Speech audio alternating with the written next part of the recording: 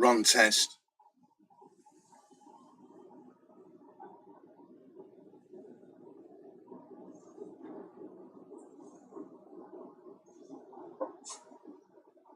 Run test.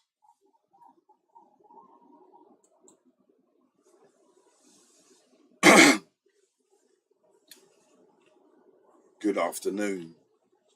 This is your gentleman B970. Sunny Sunday afternoon.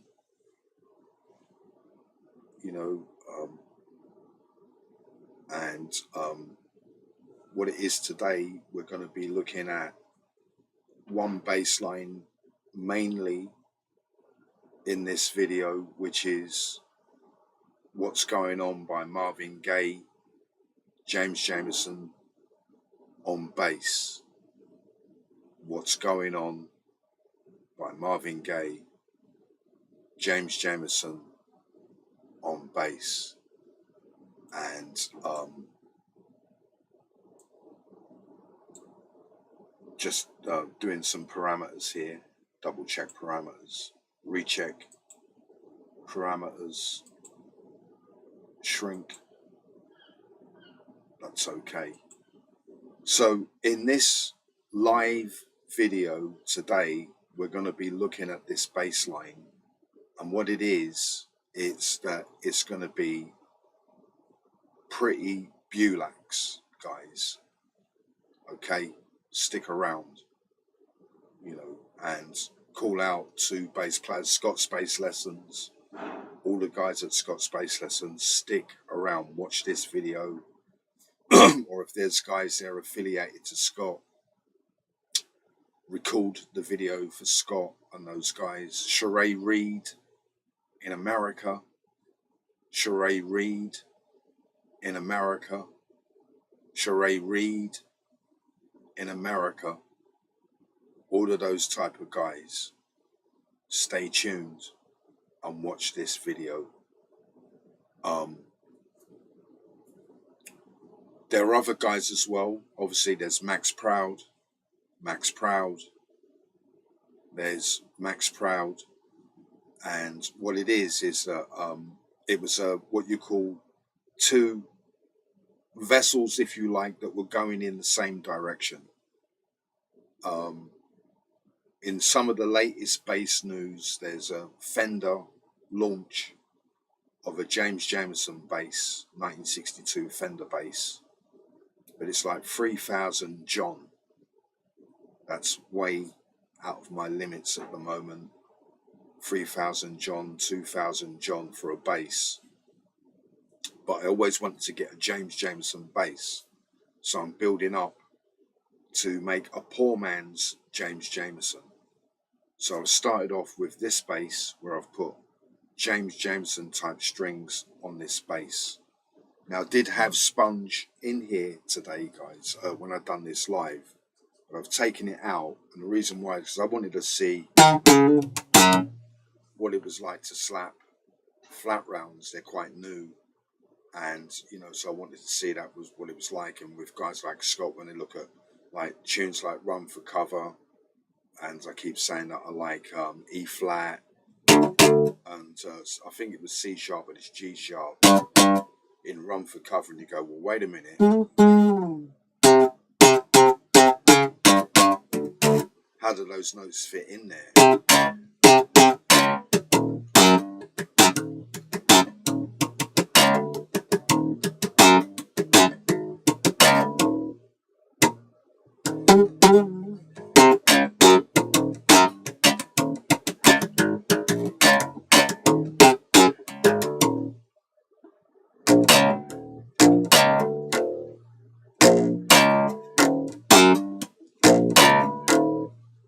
So these strings are really weird. You can hear all of this different, listen to that sounding. There's all this squeaking and strange harmonics. So what they would have to be is one way of describing it is they'd have to be looser or closer to the neck. And then you get this really, really strange 70s sound. And we were joking with Scott about this. and they were talking about what amplifier. Well, obviously you want a really like caveman 70s solid state amp, and you get this really unsavory, greasy, solid state, and obviously the pickups as well. There's other guys like Bully the Kid, because we don't know. You know, when you get the pickups that are just like a metal plate, they look like a car bumper. Those pickups and flat wounds and squeaky, and you know, you can hear it all squeaky.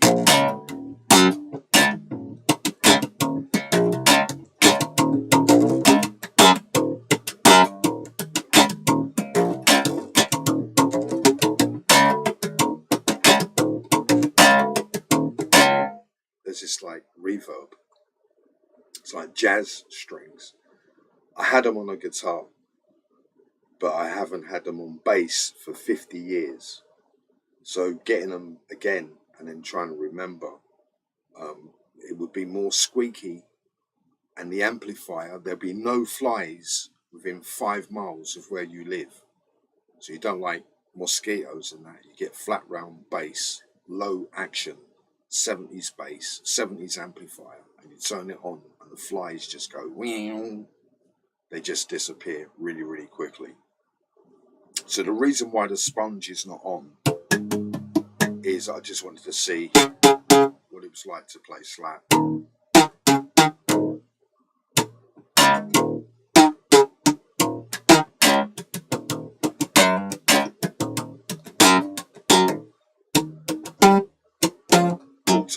Paul Turner.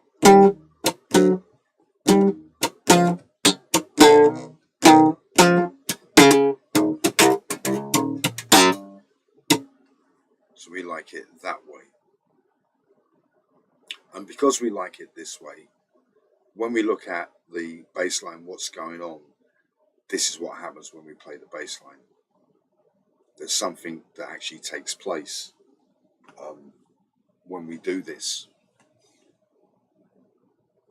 And it's pretty profound, guys. And you won't find this. That's why we're calling out guys like Sheree Reed and guys like that, because you ain't going to find this anywhere else. Max Proud, nowhere else. You're going to find this on the internet. There's nowhere else. And I've seen some really good guys. You can argue right up to sort of like Elton John level. You know, like, hello. But there's a guy on the internet, really nice guy. I'm not going against it. I'm not going against anyone in this, right? There was a really nice guy. I think he was American. And he was a really good bass player. You know, he was like one of those guys that play bass in the pit. That means that they do shows like Broadway, Swordway, Hollywood, all of that kind of stuff. He had a really nice bass as well. So he was showing you how to play this bass line, right? And it was a really, really good video because he's actually showing you all the notes that go in and out, every bar, all of that kind of stuff, right? So what it is when I play the bass today, right, it's going to bypass all of that. It's going to be bypassed. All of that will be bypassed in this video. So if you're like Sheree Reed, if you're other guys that don't believe it, blah, blah, blah, I don't believe it, blah, blah, blah, stick around. Stick around and watch this video. Scott's Bass Lessons. So please stick around. You know, normally I wouldn't do a video like where I'm kind of like begging, if you like, please, fact, I'm begging, whatever. But today, I think, you know, in a sense, it warrants it. And the reason why is that when I play the bass today, it's going to change the way that this bass line, you know, when you think about guys like Sheree Reed, and you imagine like you got Sheree Reed and those kind of guys, and they're going, what? You go, yeah, when he go, you're going to go, oh, no, I ain't going to do that when he plays the bass. But they could do, right? They could, you know, oh no, I never knew that. Max Proud. What? Damn. That's really, really good. Really, really good. Like, you know, it's like playing the bass line and then realizing there's this fundamental change in the bass, in the actual bass line. You know, it doesn't matter whether you're Adam Neely, Yannick Gawinska, John Petitucci, I'm not going against John Petrucci because these guys might probably know it straight away at that particular level. They might actually get it, right? But no one else is showing you this. This is right up to bass players that would, you know, Elton John, he goes, I haven't got a bass player. Go on YouTube and find one, and then find this guy. And he's shown you how to play this bass line. And this is going to bypass all of them, even Sheree Reed. Today, I'm going to bypass Sheree Reed. I'm not doing it because I'm against. I'm not doing it because it's Sunday. I'm not doing it because I'm against. I'm doing it because it happened. You know, it's, you know, you're there and you got 3 plus 3 equals so-and-so. And you go, right, 3 plus 3 minus 2 equals 1 minus 1, and you get this. So this is what it is today. It's really, really big in that sense.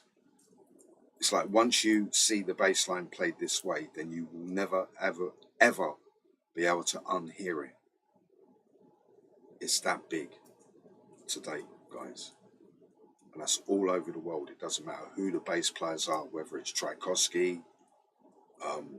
Actually, I'm not doing a plug here. I'm not doing merchandising. The strings I'm using are these. Ist das ein German Plan strings. I'm not buying them because I'm German. You know, I am German, actually. I'm not German, but I am. And then I'm not, but I am German, but I'm not, obviously. But the reason why I bought them is because they're stainless steel. Okay, I went on the internet and I was looking for stainless steel round wounds, and all of them had nickel in. And what it is with nickel is that when I play nickel strings, they kind of rotate. These strings feel a little bit like they rotate, and that gives me sort of like aftershock. Because what it is with nickel, it makes everything feel a bit soft and creamy. But it's like when you ride a bike, for example, some people like to have suspension. It's really nice. But if you've got a pedal with suspension, all the energy that you have to use is absorbed in those springs. So all the energy that you're trying to put into hitting a note is absorbed by the softness. So that creates rotation. If you make strings out, imagine people that make strings out there that listen to what I'm saying and they want to make a new string, like a B970 string, and see no rotation in the string. So when you hit it, you hit the string without it turning. Because when it turns, that means it's absorbing energy in the rotation. So yeah, so today it's going to be pretty epic in that sense for everybody that is a bass player, that is into bass, James Jameson, all the James Jameson guys, well, in that sense, because again, this is what it is in this particular level.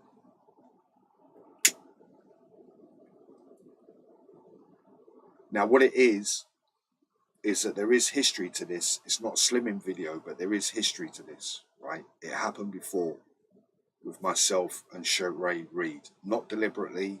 I'm not there scratching my chin going, I'm going after Sheree Reed. He inspired me to do the bass line. I was actually following him. So you've got Sheree Reed, like world champion, and he's running, and I'm in a like 35-pound bass, like following him, trying to follow him, and I, you know, the best that I could. And I didn't get that many hits, really. I got a few hits, but not that many. And then years later, it went viral. The bass line that I did went viral. And I got messages back saying Lamar and all of this. I'm going, Lamar. And they went, yeah, check it out. So everybody was under the impression that Lamar used my bass line for one of the tunes that he did in the intro, because he used a Marvin Gaye bass line, Lamar. And then my video went viral. And I went to work one day and they went, yeah, that's you. That's you. That's Lamar, man. And all of that, because I don't know about street sides. I'm Bulax to it, and I'm like Mr. Magoo. He goes, that's Lamar though, boss, like that. Anyway, the video wasn't making any money, right? So I tried to monetize the video, but to do it, it had to go, because it was on another site. It came off the site, and when it came off the site, the hits disappeared. But I managed to get £5 from the video. I made £5 from the video. So it went kind of, hold on, the cats come. Hold on. Yeah, hold on.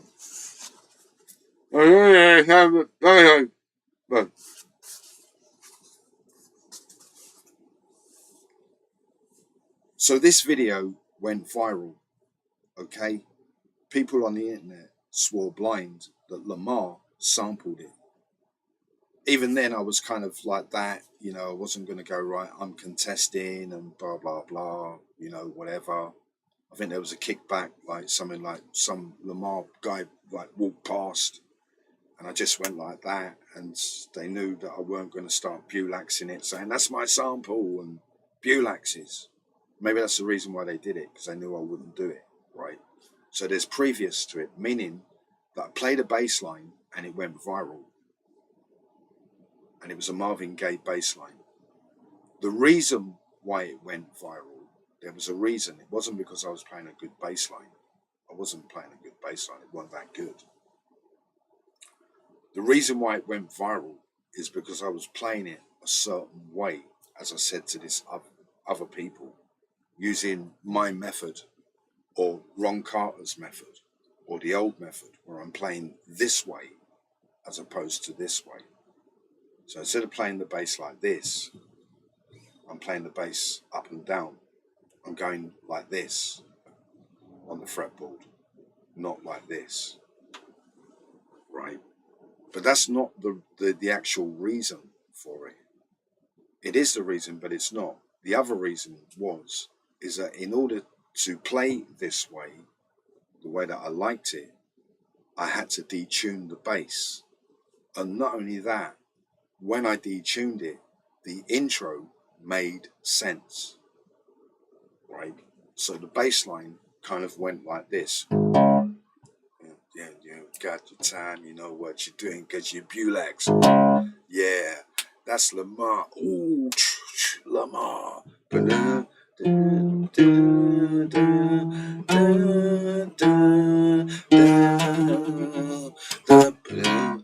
you turn and I used to go bad it, and then I used to go bad way, and you used to talk like, and then it's like that, and yeah, yeah, that's the way, that's the way I want it, that's the way I want it, yeah, that's right.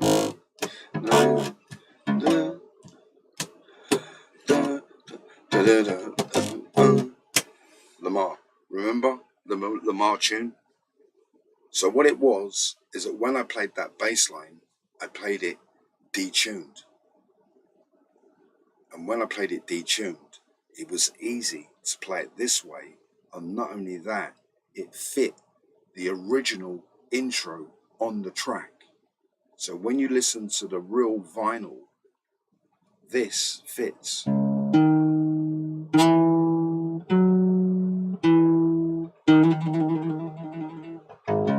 It fits. It fits the vinyl. So it's not me kind of making it up. It's real. It fits. Okay, so there's previous with this bass line, right? So when I put the strings on and I wanted to look for a James Jamerson bass line, and I said, let's have a look at Marvin Gaye, what's going on? And I started to play it, and my hands were going like this kind of thing. You know, I didn't get it, right? I said, oh, you know what? I think I need to detune the bass to play it. And then I detuned it and came back, and I got closer to playing the bass line. But where it was a live video and I've been playing for a long time, my hearing had gone, and I didn't want to sit there and listen to it slowly because it was a live video. So you got to sit there and go like for half an hour or whatever.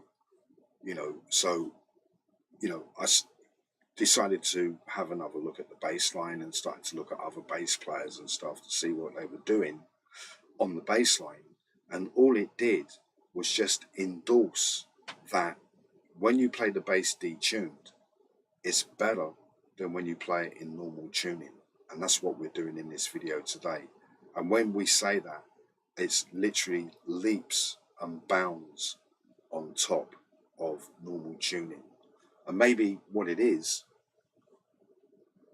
when you think of it that way, when they talk about the story of James Jamerson, I'm not saying it's true, but a way of looking at it is that they say that when he went to the studio, he was drunk and all of this, and he didn't know how to play the bass line. But maybe what it was is that he said he didn't want to play the bass line unless he detuned the bass.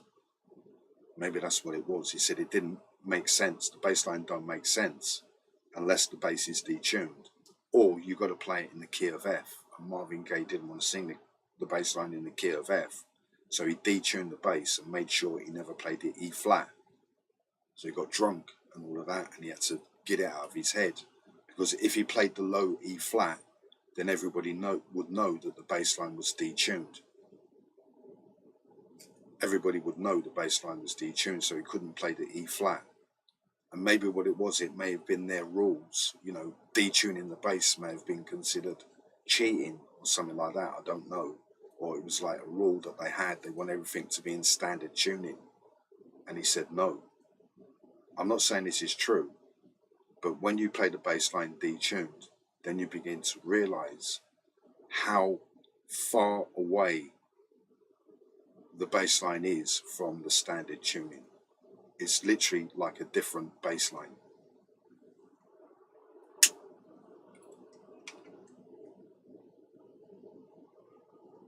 So I'm not going to go through tuning up the bass. I'm just going to do it in, like we get someone like Picasso and they do a drawing, and you can just about understand like it's a face. So I'm going to play the bass line as though the bass was in normal tuning. Okay? Not every note, just the outline. And the outline is that it's in the key of E. Right? And then from there,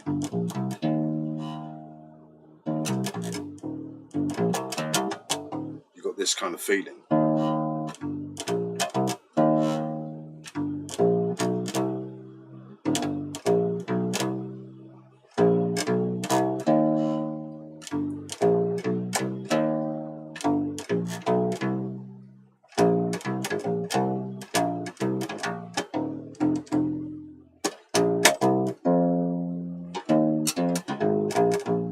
You think, well, what's wrong with that? That's really, really nice, right? And it is really, really nice. It's a really nice bass line. Everybody in the world plays the bass like that. Maybe even James Jamerson plays the bass that way.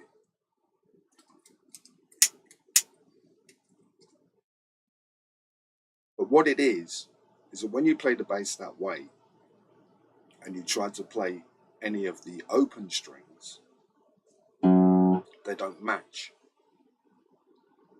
And that means that the open strings are offset to the key that you're playing it in.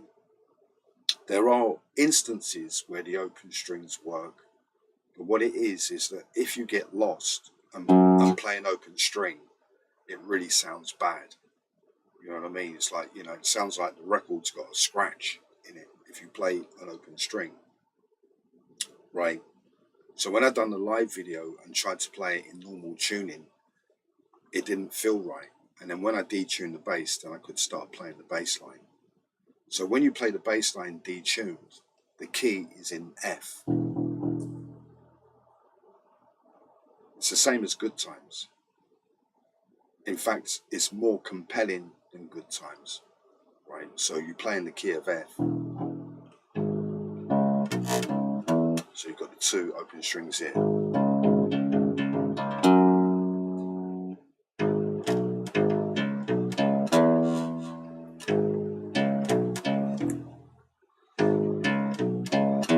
And what that does, gives you opportunities to pull off like Jacko, like a Jacko pull off, is where you play two Fs.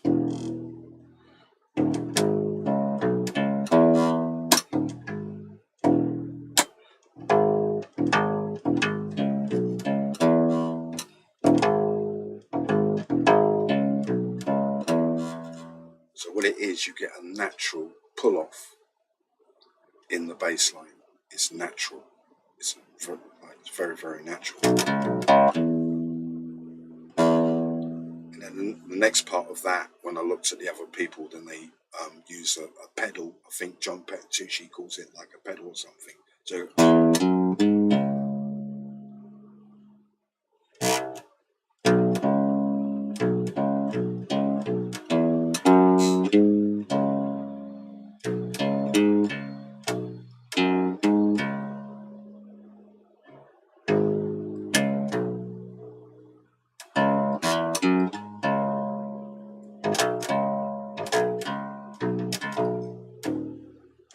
So what it is in the recording, he can't play that low note.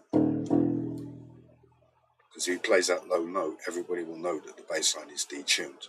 I'm not saying this is true, but I'm just saying in that instance, at this moment.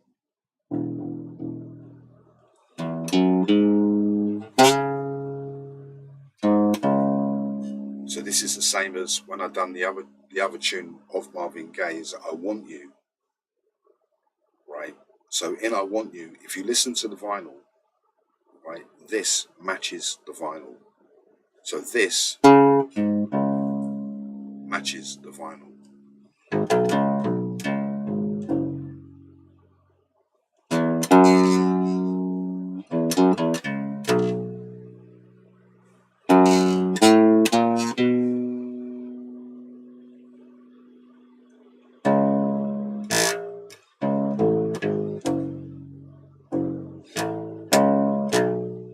So when you play it in detuned, everything matches the open strings. Everything. Everything. Not just one thing. The whole thing. The whole song matches open strings. And let's say that you was a beginner bass player and you wanted to learn this in beginning bass playing. Playing it in this key is the easiest way to learn it. Because you've got the open strings there. It becomes really, really easy. You've got this.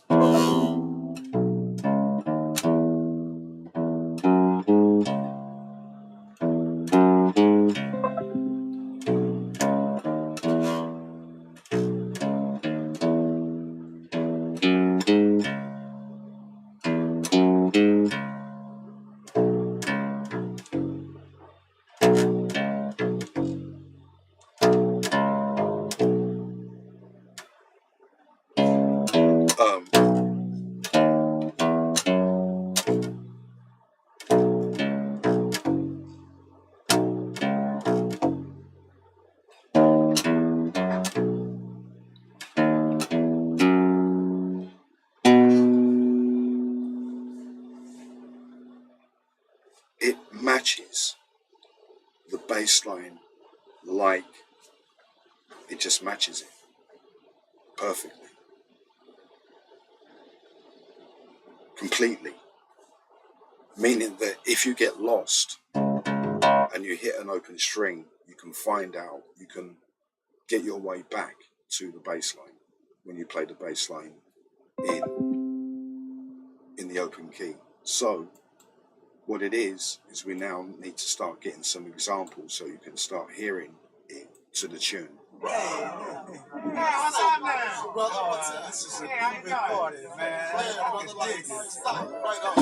So we're going to do it really easy.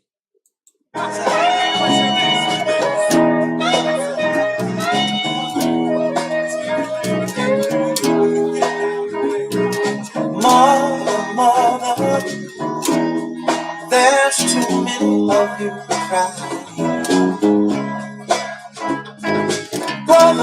Brother, there's far too many of you dying. You know we gotta find a way to bring some loving here today. Hey, Father, we don't need to escalate. And the other thing as well, it's got that 1960s Tom Jones dun, dun, dun, dun. It's got that in it that everybody seems to don't realise. It's, you know, it's like a 1960s thing that they do. You know, so the accent is burr, duh, duh, duh. You know, so when you play it detuned, it's blindfoldingly in the right area of the bass. When you play it in normal tuning, it's a lattice of the open strings. When you play it detuned, it matches. So when you go down here,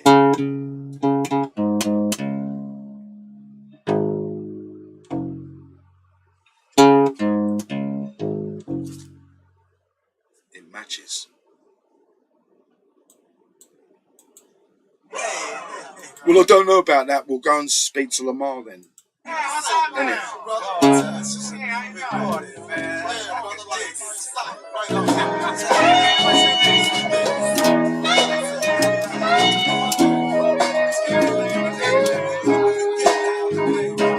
Mother, mother, there's too many of you crying. Brother, brother, brother, there's far too many of you dying. You know we've got to find a way to bring some loving here today. Hey, Father, Father, we don't need to escalate. So this is a little bit. Obviously, I'm not playing the exact bass line. I'm going around it in this area, right? I'm going around it in this area. So what it is, and I'm taking it from an American guy, really good bass player, I would say. Let's say that Elton John. I've got no bass players. Let me put his glasses on like that. I've got no, you know, like Elton John. Drat, I've got no bass players. Go on YouTube and look for a bass player. And they might choose this guy. Like, he's a really good bass player. Like, the reason why I say this is that, you know, I took it from what the guy was showing you, right? Now remember, when he shows you this, he's showing you this in standard tuning. I'm now playing it detuned. So what it is when you play his exact notes, right? When you do it detuned, they become Bulax. They Bulax themselves. The reason why, because it goes through the open strings. See, when he does it, he has to use a fretboard. When I'm doing it, the open strings become the natural path of the harmony. The harmony's fitting on the open strings. So if there's anything that's going to happen about Bully the Kid, you can possibly use the open strings.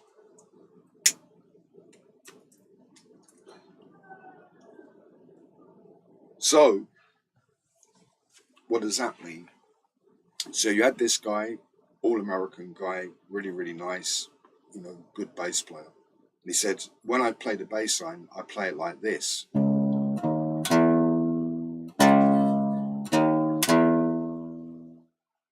he really didn't know that you could actually, now I'm using the open string, I can actually go like that.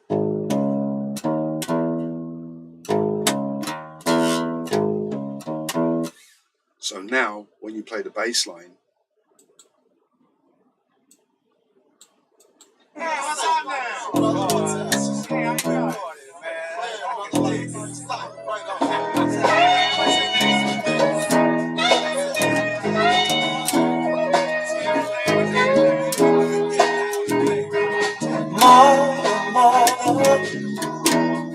There's too many.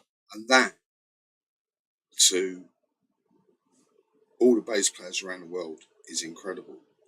Because the A flat, which in its normal noting, becomes the, you know, like when you see Cassius Clay and he knocks out Sonny Liston and you can't see the punch.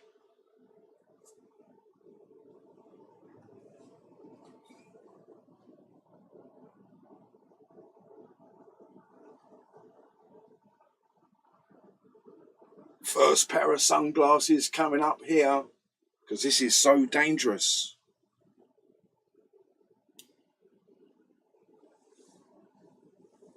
can't see the punch. So the punch is on the A flat.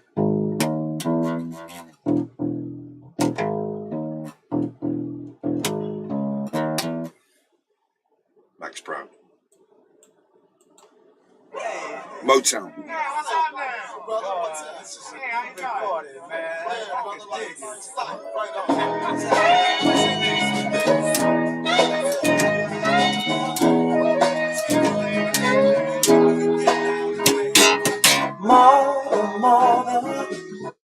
So the punch that they couldn't see, or the punch that you can't see in this bass line, is the A flat.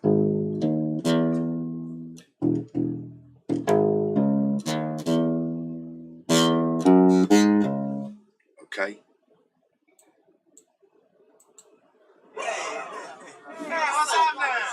Morrissey. Adam Neely, are you watching? Morrissey.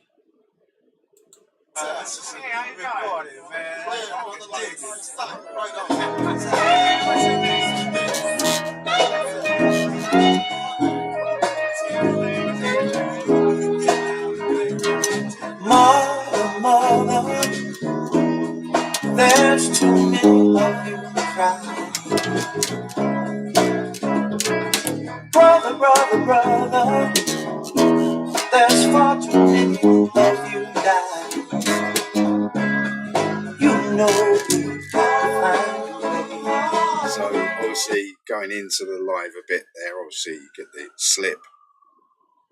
So as you can see, when you start playing the bass detuned, everything matches the bass line.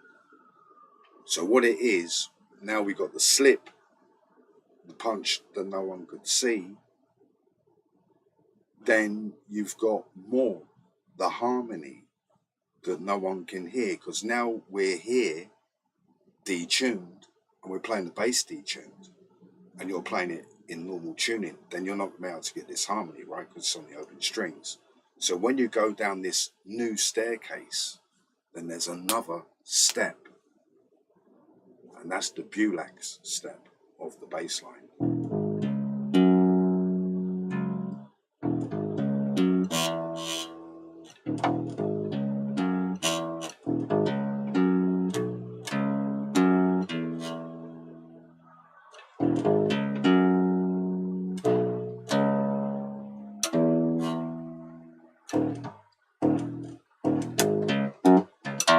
We know the bass line, obviously, years later, but now you can hear it.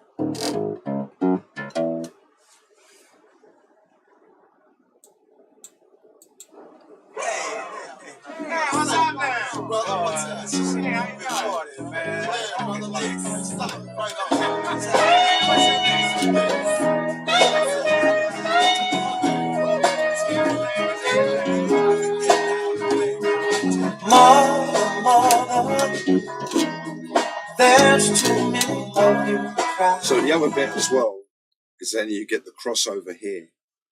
So you got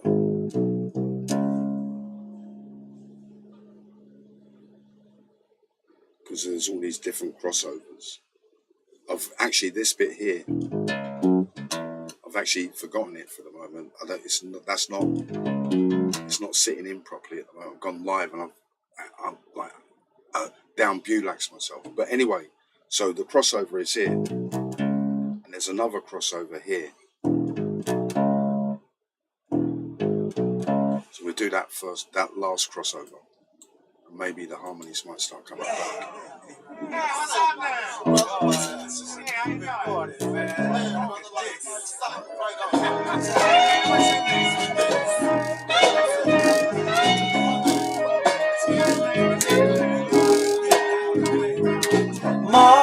Mother, there's too many of you cry. Brother, there's far too many of you die. You know we find to bring some loving here today. Hey.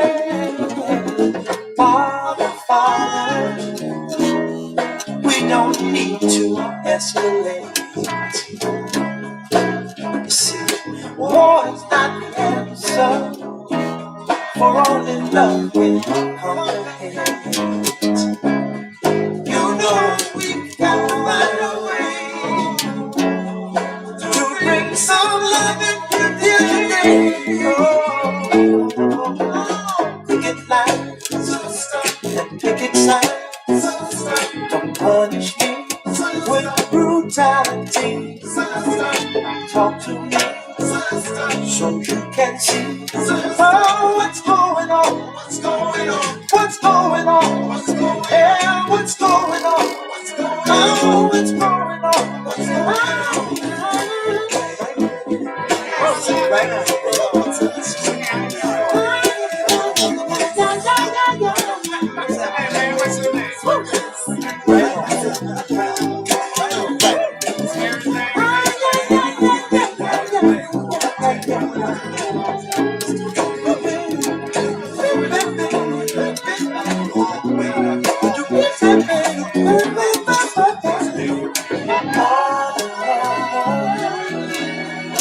Everybody thinks we're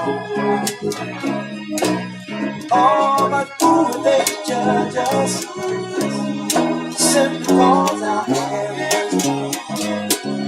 Oh, you know we all bring some understanding. So when you play it this way, right, the whole dance floor opens up for when you want to play the bass line. All the possibilities where you want the bass line to be begin to work when you play the bass line detuned. So the thing is, you know, in the recording, so to speak, as long as he doesn't play the low E flat, you won't know. If he plays the low E flat, then all the bass players will know that he's playing the bass line detuned.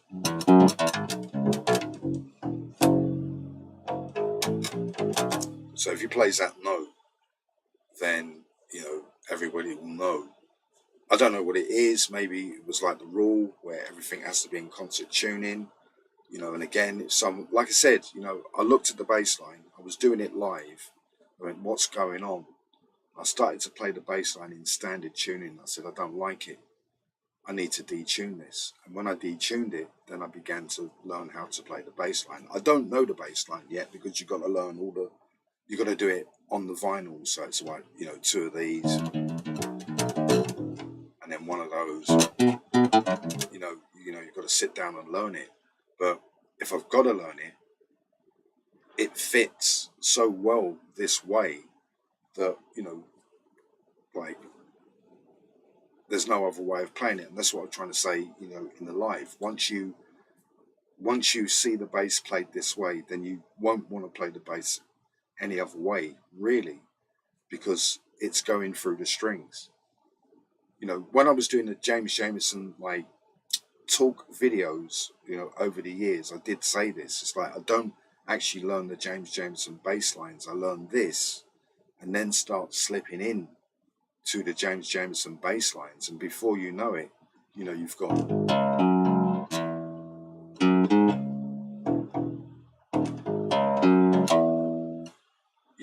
this like feel that you can't get in standard tuning. You can't get this feel like the other guy. Well, I'll use a 5-string. Well, 5-string is not going to give you the same feel because I'm using the open strings.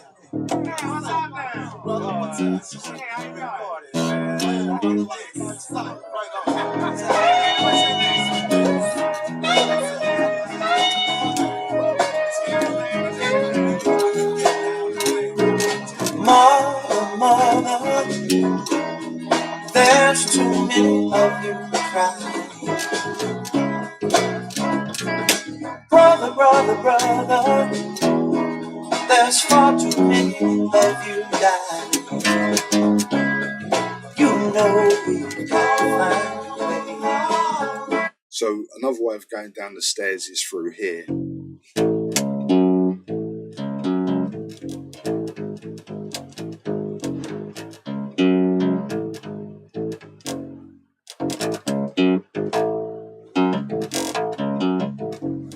So on that bit, you can go down this staircase instead. Brother, There's far too many of you die. You know we can find a way to bring some loving here today. And you won't be able to do that in standard tuning. It won't swing the same way. And you've got, I mean, a lot of the guys, I think the Elton John type guy went here. That's the only one that he could hear on the vinyl. That's the only one that he could hear. But the reason why is because you're locked within that matrix of not being able to slip out. And it's like skateboarding or something, where you've got the skateboarder and they go like that and they get the air. So they go in another skateboard park, and one of the skateboarders uses it and they go, we can't do it. They go, it doesn't create any air. So the standard tuning bass line doesn't create any air in order to roll up and down. Because remember, as I was saying, I'm trying to go through the strings as opposed to along the strings. So it doesn't give you the air to go up and down the bass. But when you detune it, it does. And then it begins to break the harmony. Which I'm slowly beginning to regain very, very slightly. That really, really brilliant harmony.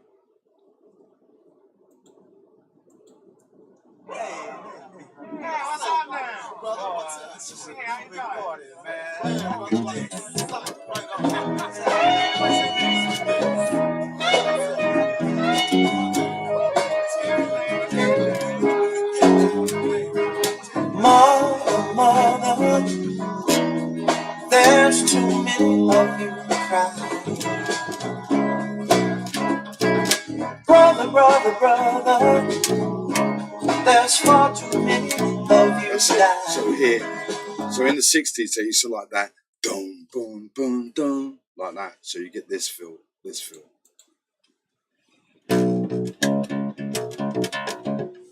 it works. Brother, there's far too many of you dying. You know we can find to bring some loving here today.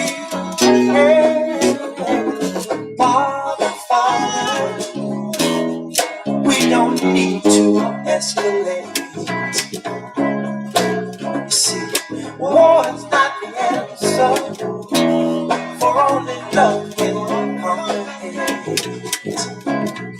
You know we can find a way to bring some loving here today. Pick it light and pick it sound. Don't punish me with brutality.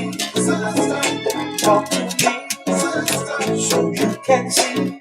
Oh, what's going on? What's going on? What's going on? Yeah, what's going on? What's going on? Oh, what's going on? What's going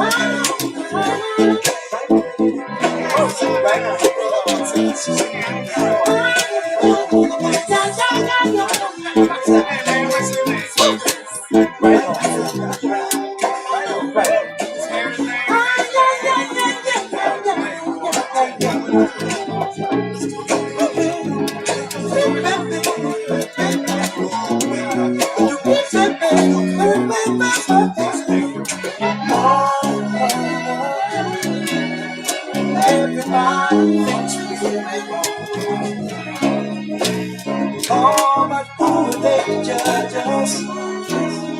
Simply cause our hands.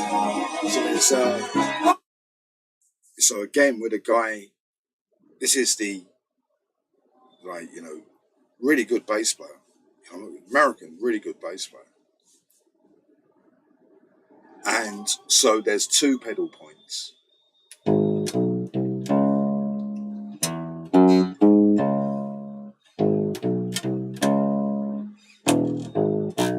Well, there's three. Well, there's a few. And obviously there'd be more. Scott's Bass Lessons, obviously there'd be more. and if there are more, then it's all going to fit here. It will all fit, unless you start going like, say like bullied weird, somewhere else, then it won't fit. Obviously, you're trying to find something that don't fit now, but anything that's going to fit the bass line will fit this spec through the strings.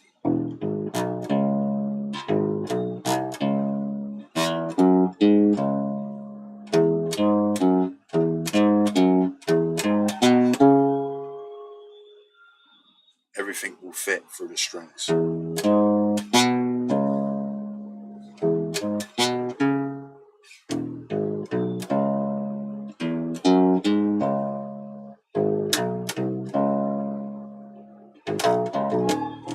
So hey, I need to drink more whiskey. I'm not saying that, but I'm saying in that sense is that when you play the bass line this way, and when I was watching the guy, all of the things that he couldn't play, he went, well, there's this, but I'm just going to play that. He went, and so when you play it detuned, it's not that, it's this.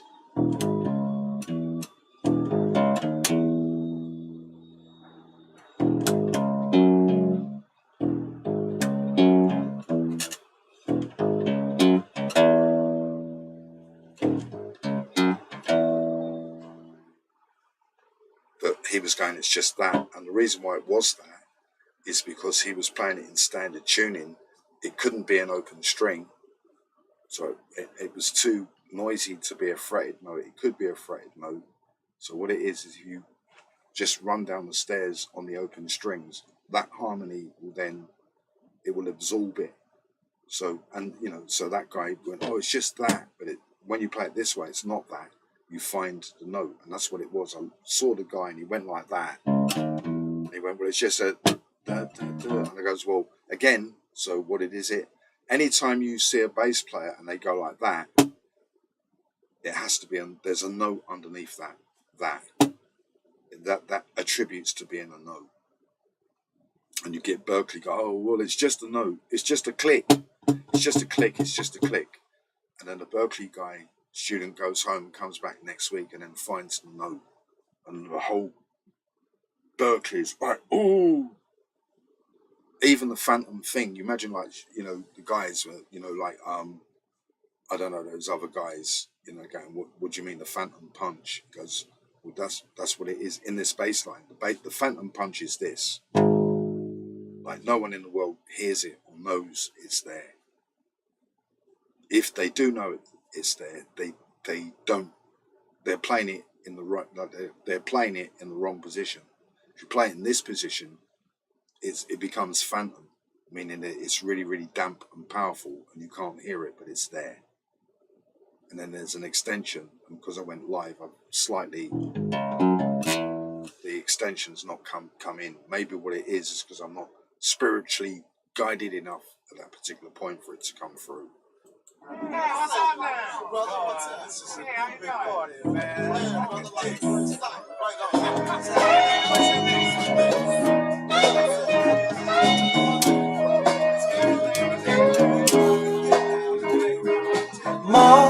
Mother, there's too many of you crying.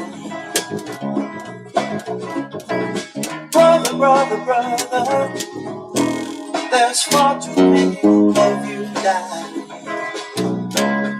You know we've got to bring some loving here today. Father, we don't need to escalate. You see, war is not the answer. Only love can comprehend. You know we got to find a way to bring some love here today. Pick it nice and pick it sides. Don't punish me with brutality. Talk to me so you can see. Oh, what's going on?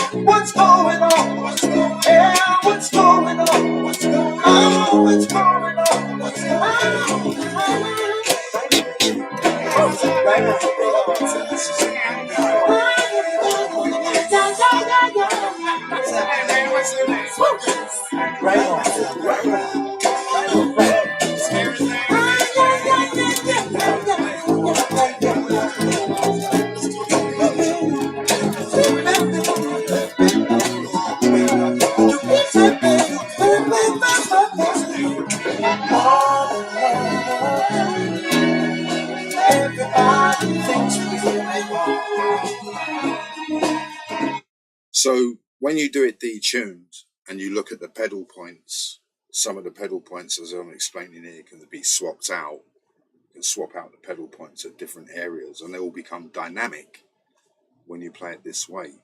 There's no relying on the fretboard, it's all there. So when you go out with your bass and you wander around, it will all fit dynamically. What it is, I'm going to slip back. I'm trying to get into my harmony thing here.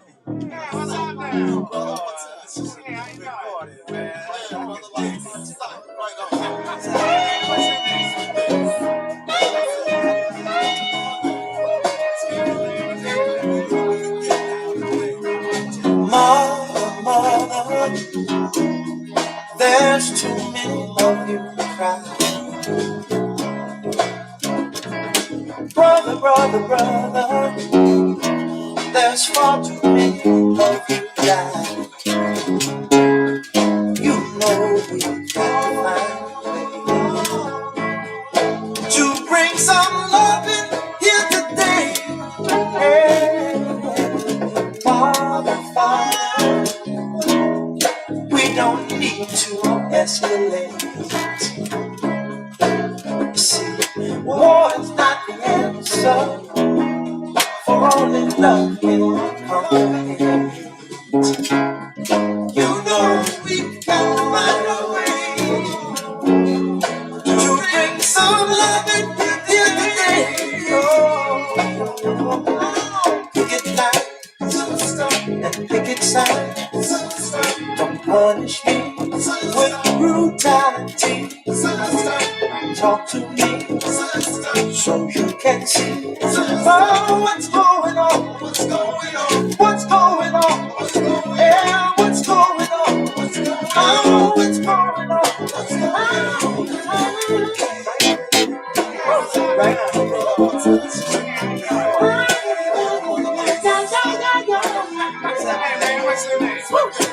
Right now.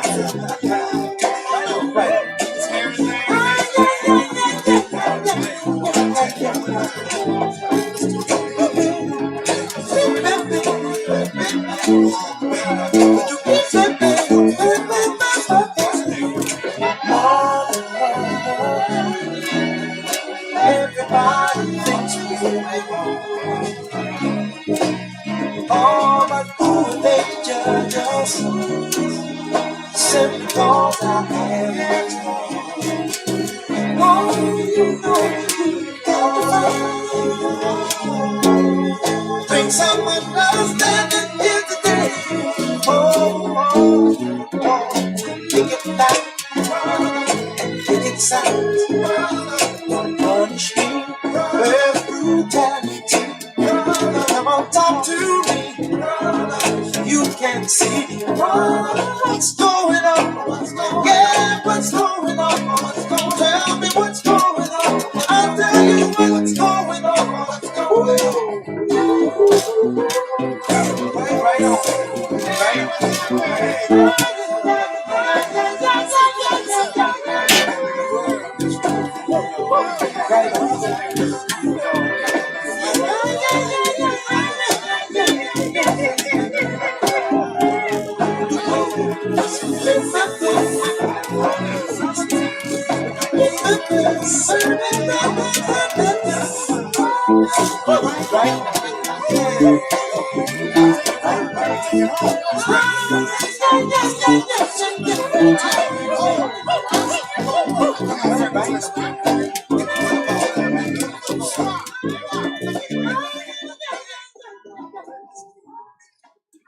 So at the end,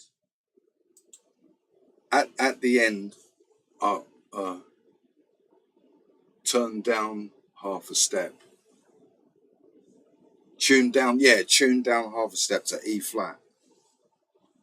So it's E flat, A flat, D flat, G flat. And I did it on another tune, which was I Want You to Want Me. I did it years ago. What it was again was Sheree Reed. Was following Sheree Reed, really good bass player. Inspired, So I was following him. Like the bass line that I do, I was like following Sheree Reed. But to make it easy, I detuned the bass. And when I detuned it, it meant the intro that I did worked. And it matches the vinyl.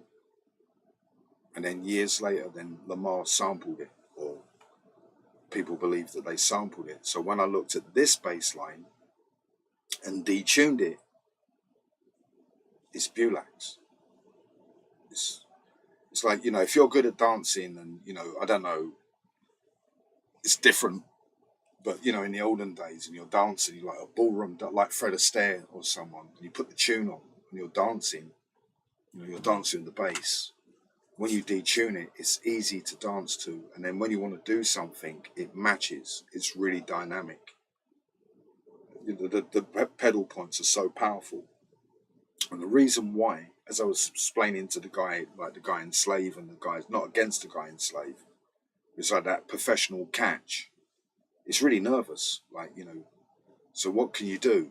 If you play an open string, then you can't go wrong. You know, I've played it. I played the note. You know, if you've got a, you know, and find the note, and it's like F sharp triangle, you're gonna find it. But if one of the notes are open string, and you make a mistake on the second string, at least you got like you're 50% there, right? So not only is it that you can catch the note.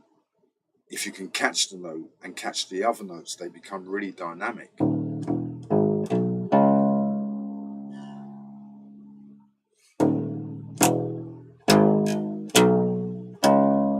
Super dynamic.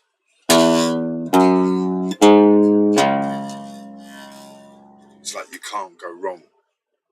You feel me? Now, one of the things about this, and this is to Scott and the other guys, because we do talk, you know, it's a shiny object, so you run. But there is, whoa, you slow down. When you're teaching bass, you don't teach them this first. Because as a bass player, you then pick up bad habits. It's the same as when people teach you this.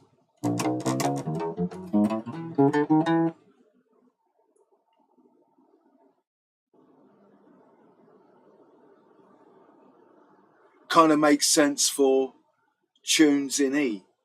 But when you play this bass line in the key of E, it works. Let's say you're playing the bass line in the key of E, so it's like... Because I forget it in the key of E sometimes.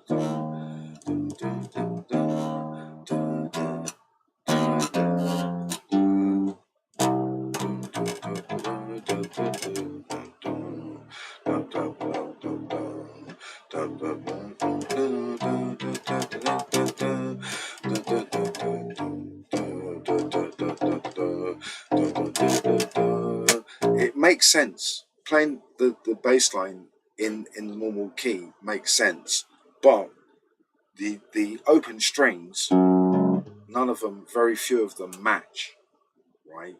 So when you play this bass line in open strings, you're going through the bass like this, and you can dance the notes. The notes begin to dance. When you play it in fretted, then the notes don't dance as much. It's easier to do this. Like look, Patrice Rushen. You know the Patrice Rushen bass line? Oh, so it's the same thing. When you detune it and you get to that funny bit, you can just go like that.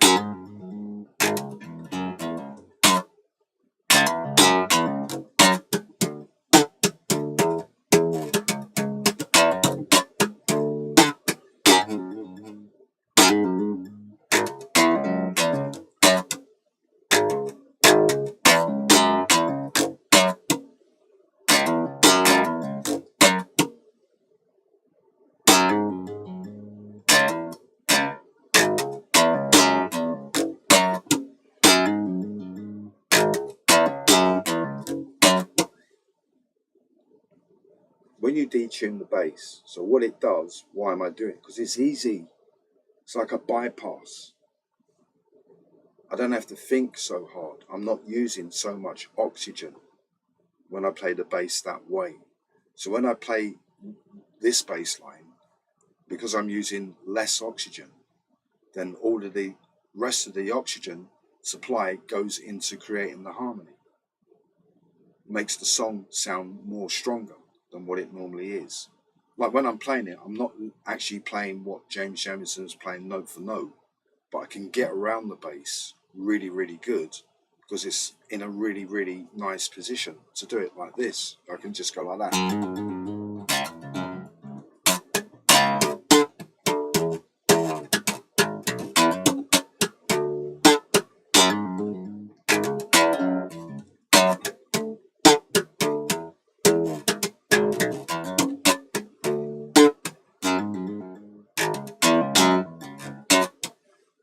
And that's slapping it in that way. Other guys have got to go.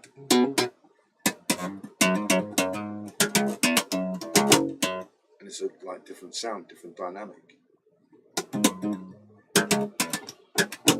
And when they saw Freddie Jackson, those guys, he like doesn't play, he doesn't like, you know, strike the bass up. So if you want to strike the bass up and get it right the way through the roof, and you play Patrice Rushen detuned, then you can do it. And it's not just there, it's all the way through the bass line.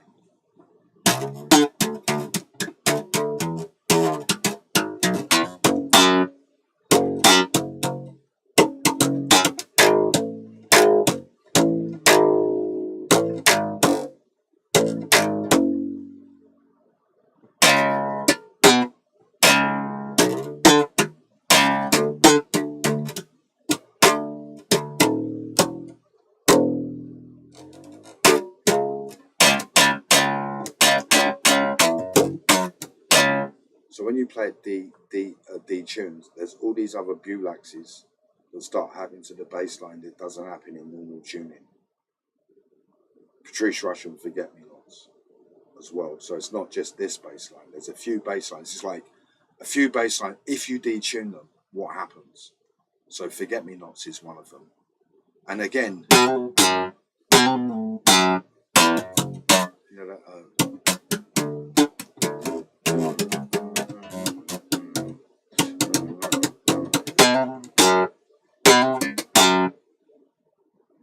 All these different Bulaxes that happens when you detune a bass line.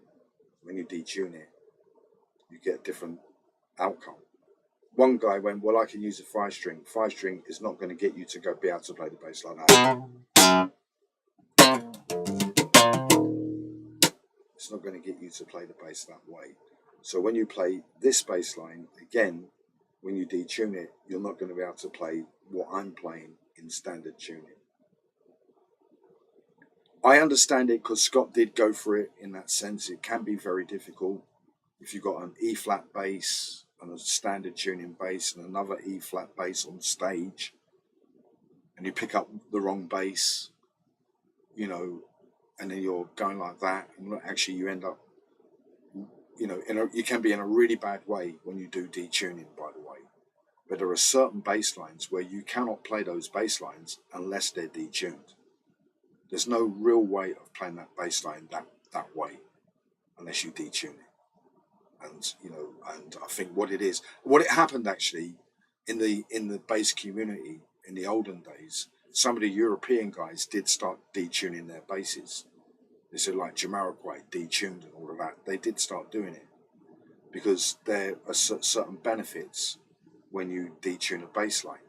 You know, I think I even did it with a Michael Jackson tune. I detuned it, so it was like Billie Jean, and I detuned it. Why? Because it makes the it's here now in the tuning, like, you know, just off the cuff. Don't have to look. Yeah, and that's what it is about this bass line. So what it might be is that when James Jamerson was playing the tune, he said, "I don't like it.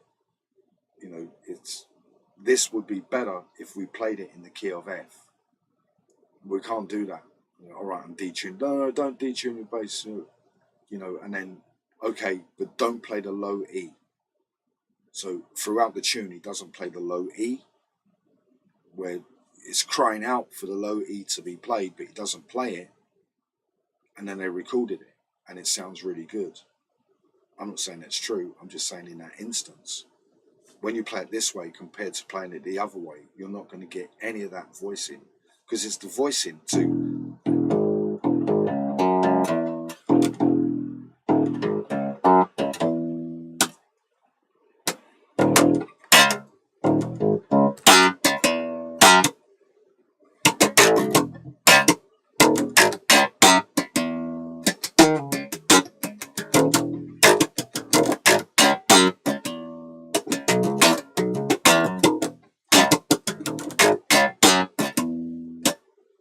You're not going to get the same voicing.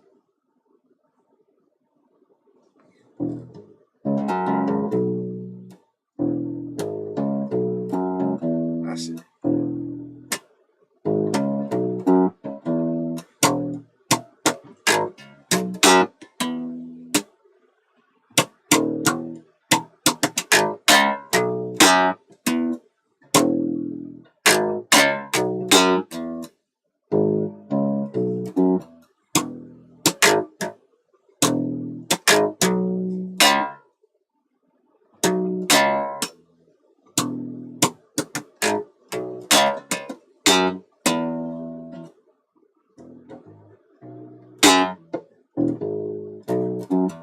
I think that is it, actually. I think I found it.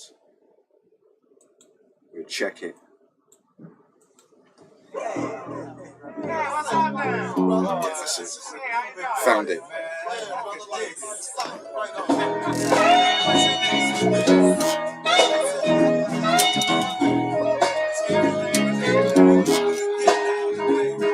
So this.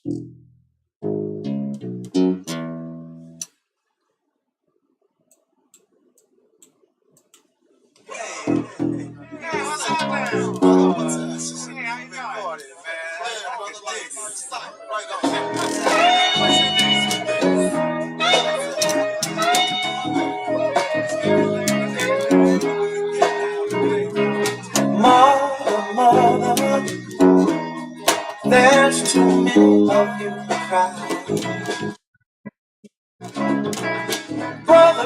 Brother, there's far too many of you dying. You know we've got to find a way to bring some loving here today. Hey, Father, we don't need to ask. Game over.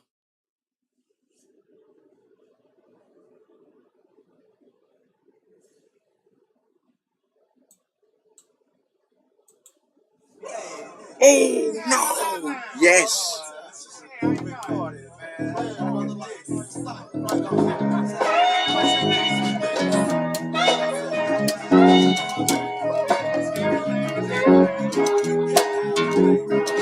Mother, there's too many of you crying.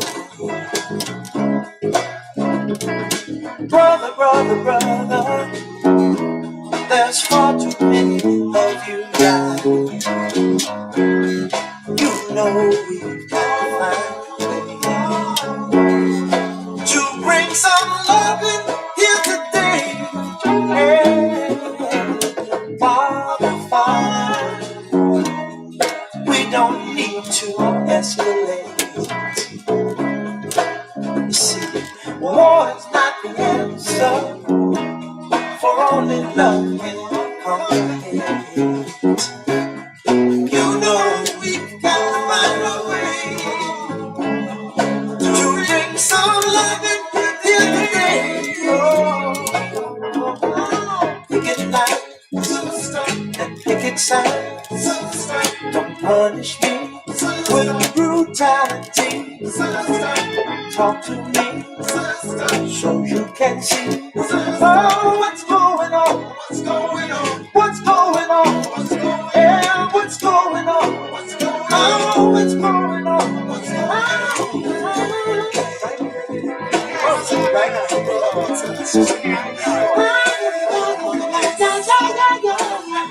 So it came back to me, the harmony came back to me. So the harmony.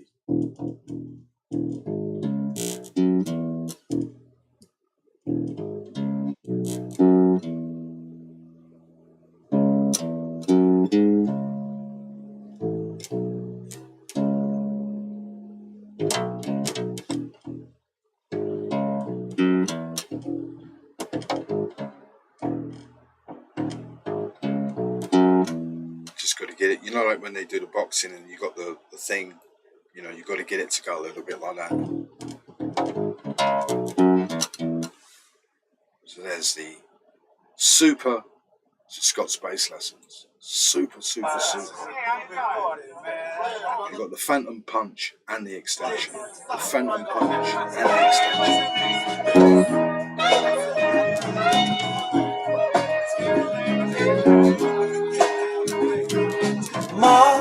Mother, there's too many of you crying. Brother, there's far too many of you dying.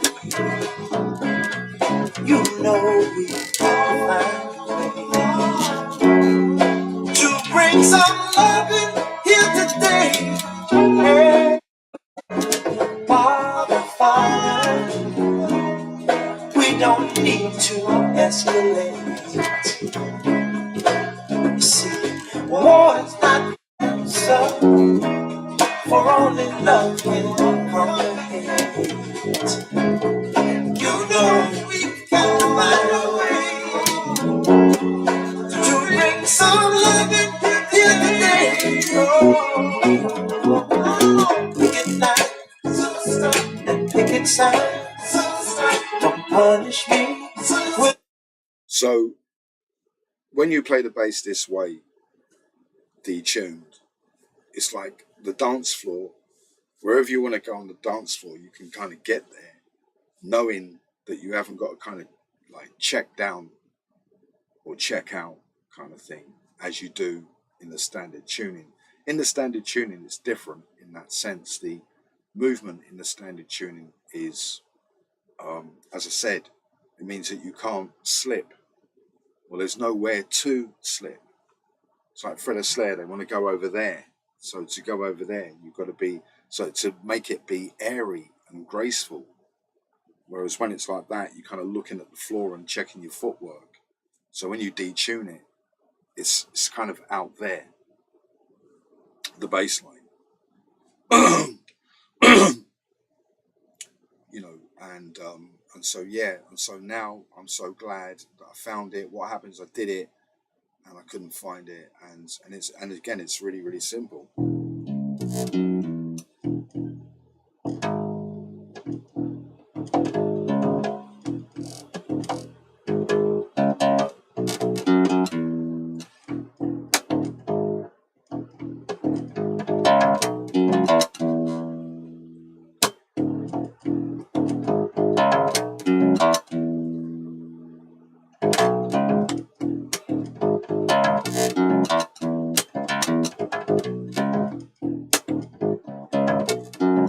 Because what you're doing is you're not like, it's not like I've got to play the bass line. It's like when you're doing the boxing, you've got to get it like that. So you've got to get it like that bare minimum before you start looking at the bass. Like, you know, you do this and then you go, right, what is the bass line? So you're up to here, dum, dum, da, da, da, da, da, da, da, da, da, and you realize that he goes over there. So you've got this, da, da, da, da, da, da, da, da, and you go over there. So when you play the bass line this way, it's just, you know, it's, you know, it's, you know, and again, it's a really, you know, and, you know, like, you know, sometimes, you know, it's James Jamerson. Hey, what's up now? Hey, how you doing?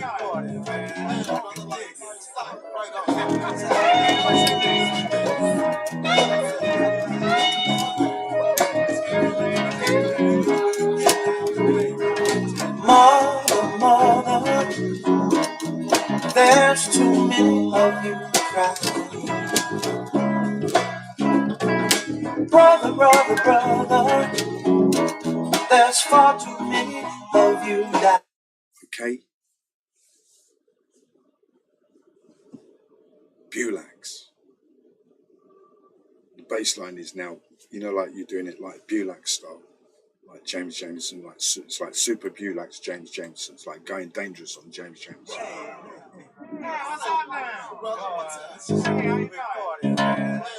Hey, what's up now? Hey, how you doing?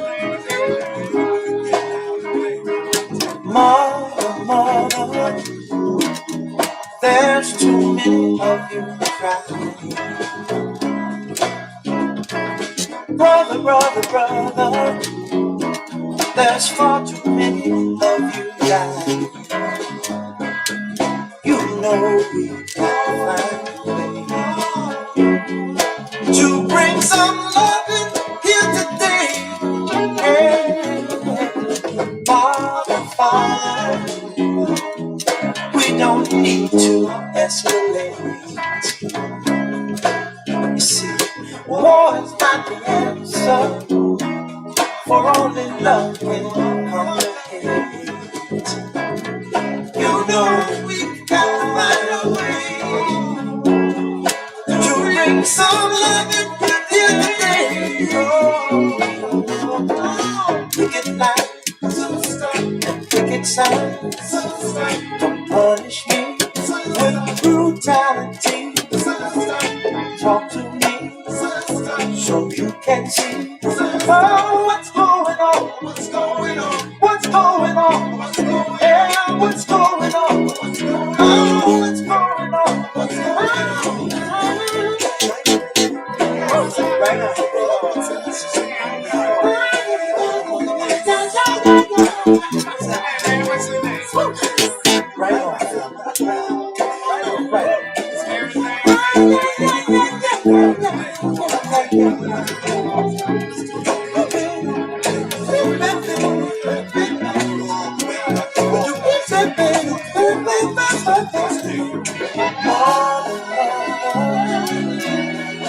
Everybody thinks we're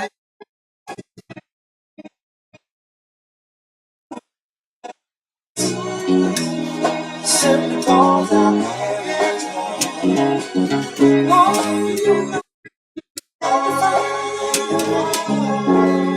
bring some understanding here today.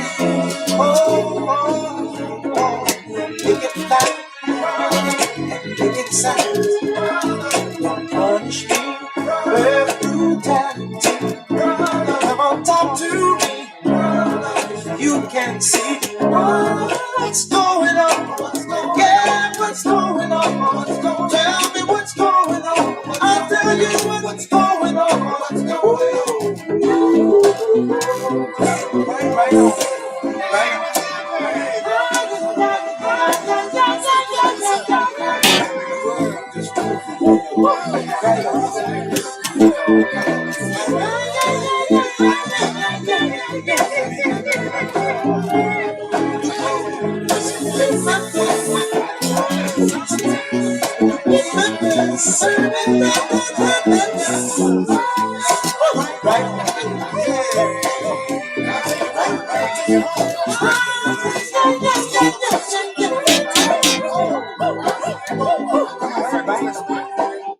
It's really weird because that bit don't really fit on the open strings, whereas on normal tuning that fits on the open strings. So there's this little bit, but what I'm trying to say in when you play the bass line, you just go around it or do the drawing, because that's what it is basically, right? Sometimes you like do root and fifth rather than doing the exact Jameson bass line. You do the root and fifth thing. So when you do the root and fifth in detuning, it's incredible. And so it's really good that I found that.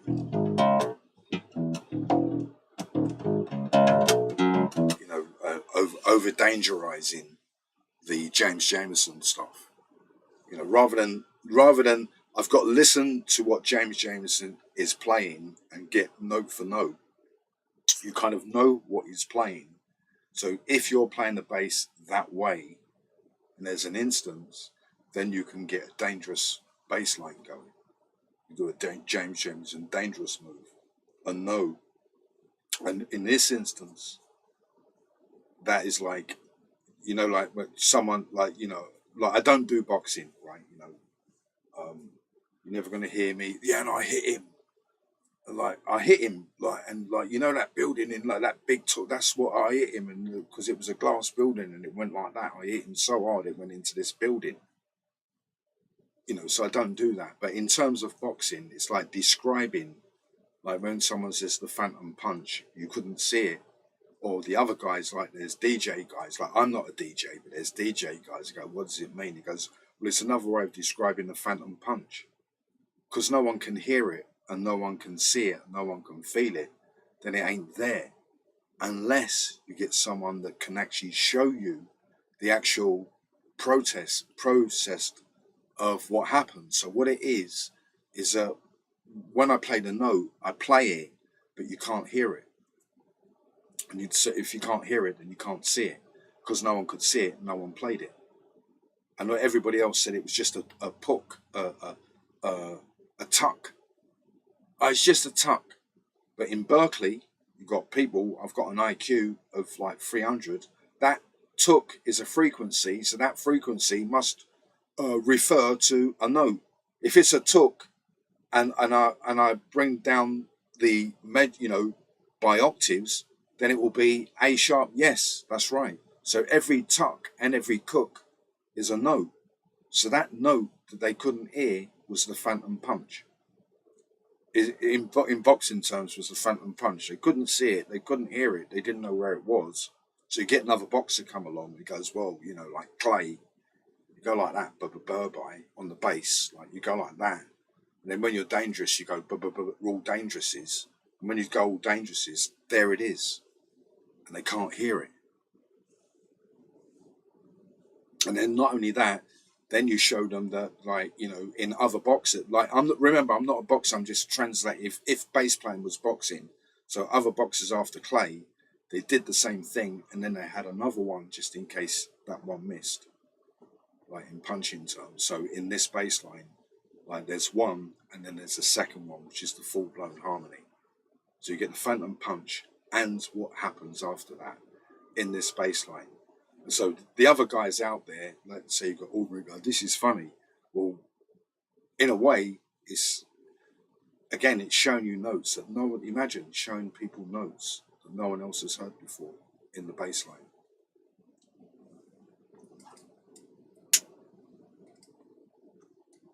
And this time it's James Jamerson.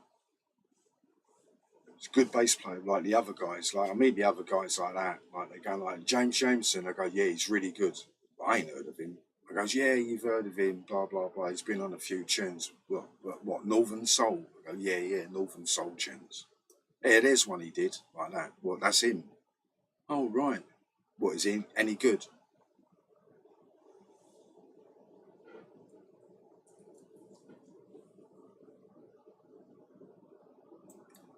So, just for the guys again, like, explaining it, like, if bass was boxing, no one can really see it, because when they play the bass line, they kind of go.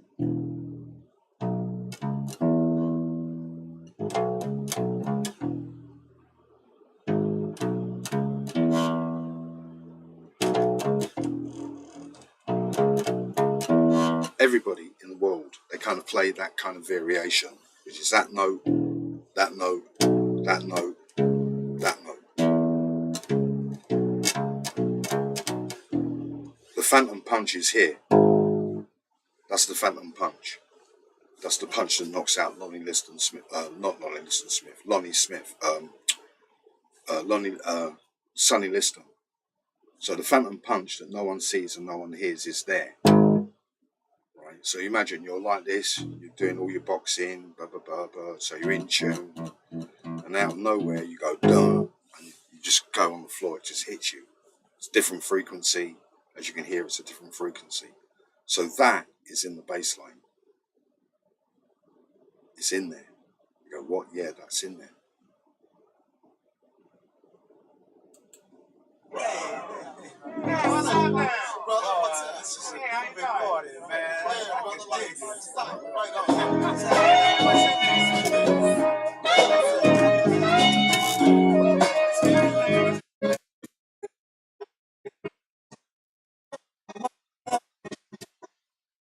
There's too many of you crying. Brother, brother, brother, there's far too many of you dying. Do it again. Made a few mistakes here. So this is in there. I made a few mistakes. Let's do it so you can hear. I can do it without the music, so it's like that.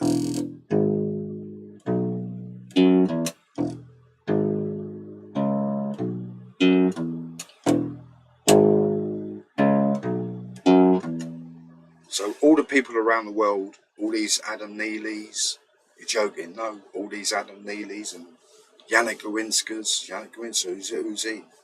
Yeah, I know, but he goes right with this guy, John Petts. I don't know these. Like, these are really big musicians like that. Jaco Pastorius, don't know Jaco Pastorius. Oh, they're all big. Yeah, that's all that jazz thing. Yeah, it's all that jazz thing. So all of those guys, they've never played that note. They've never heard it in the bass line. All of them.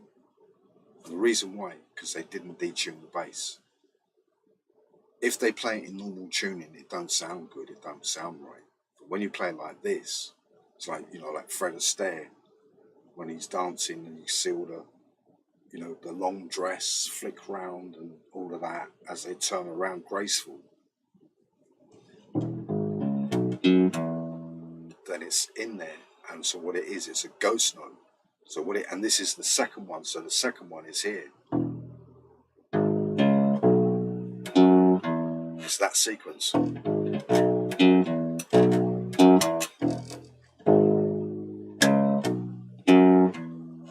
whole sequence. So you've got the phantom note, which is there, and then the follow through. So you can do just the phantom note.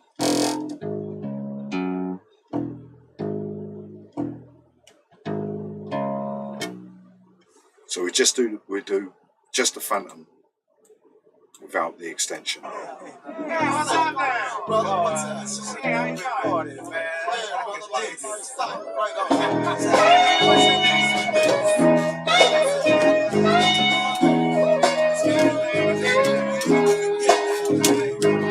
Man, Mother, there's too many of you. Just using made a few mistakes here. So the sequence is this.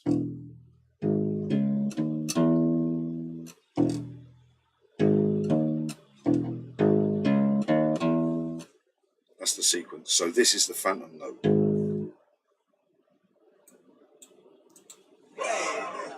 what's up now? Brother, what's up? Hey, how you doing?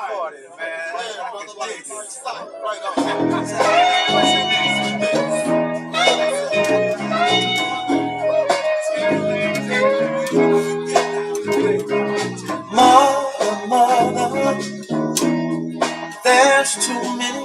And then you hear it. He goes, yeah, that sounds really nice. I go, yeah, it sounds really nice. But for 52 years, that's the phantom note. No one has played it. They haven't played it that way.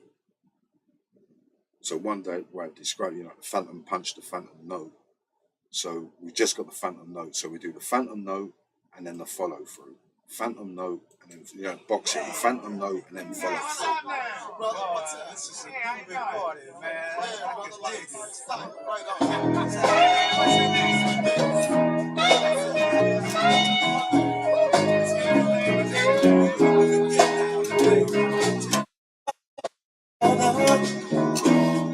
There's too many of you cry.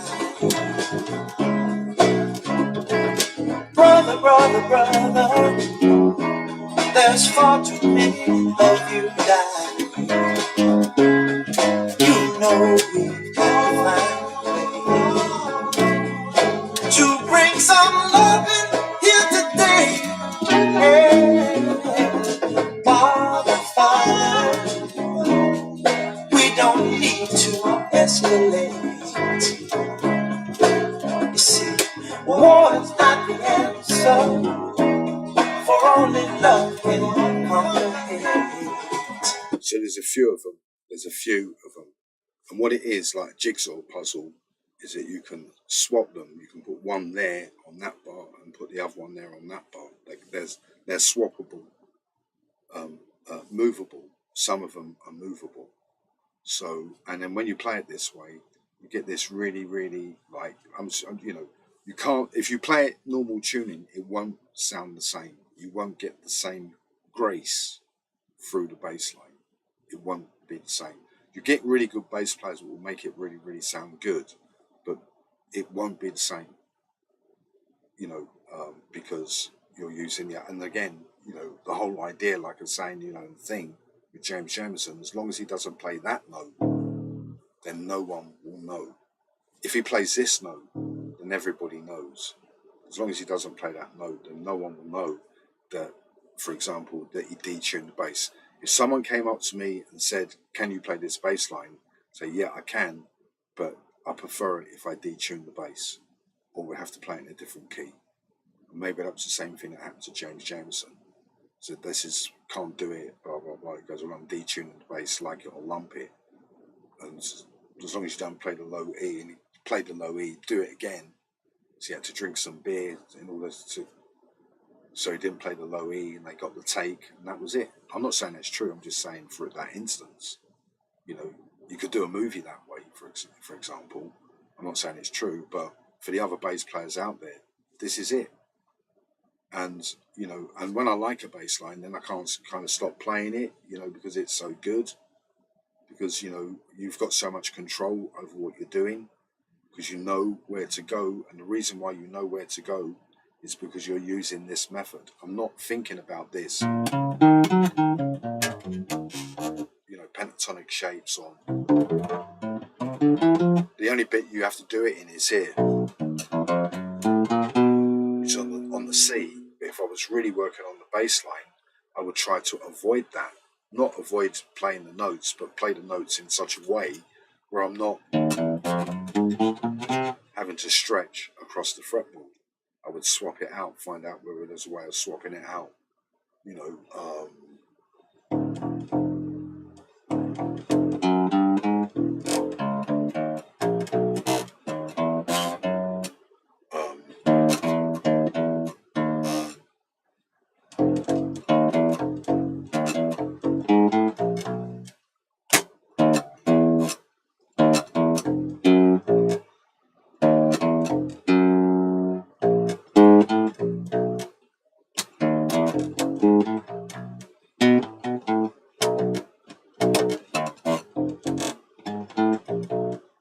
rather than having to stretch it out, I'd have to work that out in my own time, kind of thing.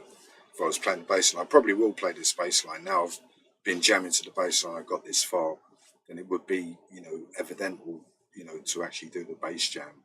But that would actually mean having to learn what James Jamerson did. But now I've got all of this information, all I've got to really learn is when he goes over there and when he goes over there, maybe he does two, you know, parts in the break there, one part of the break there, you know, maybe he slides or something, or don't play a note somewhere.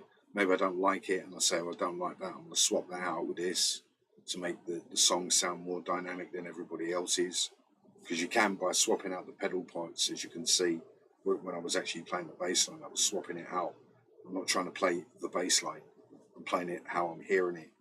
And so when you do it detuned, you know, it's just incredible, you know, and it's not the first time I did it. The last time I did this, the bass line went viral. Okay, Lamar, you know, and whether he used it or not, people that weren't musicians found it hard to actually hear what it was. I can't hear it. I don't know what you mean. And you've got to go, gin, gin, gin. Oh, right, that bit. I go, yeah, just that little bit. I go, just that little bit. That little bit was the bit that separated me from all of the other bass players in the world. When I say that, even if they played the bass line, very few of them would have ever thought about detuning the bass. So it's not the first time I've done this. And as I explained earlier, I did it with Patrice Rushen. You know, it's a bit too... what it was, I broke a string. When I done the version, I broke a string. So when I did the bass line, it was sounding twony on the G string. So I tried to edit it, but I'm not editing the bass line. I'm trying to get the sound right because the string was broken. So when I played Patrice Rushen, I played detuned. Why? Because it's easier to play. Not only is it easier to play, then you get Bulak's Apartments where no other bass players are going to get it that way. They ain't going to get it that way because it's detuned. It will sound the same, they can play the same notes, but it won't be the same. So it's the same with this bass line. That's why I said earlier on, once you see this, then you cannot unsee it. If you're a bass player, there's no saying, well, I prefer it that way. That's up to you if you prefer it that way, but it will not, as you can see, sound anywhere remote as how this bass line is actually sounding off the bat.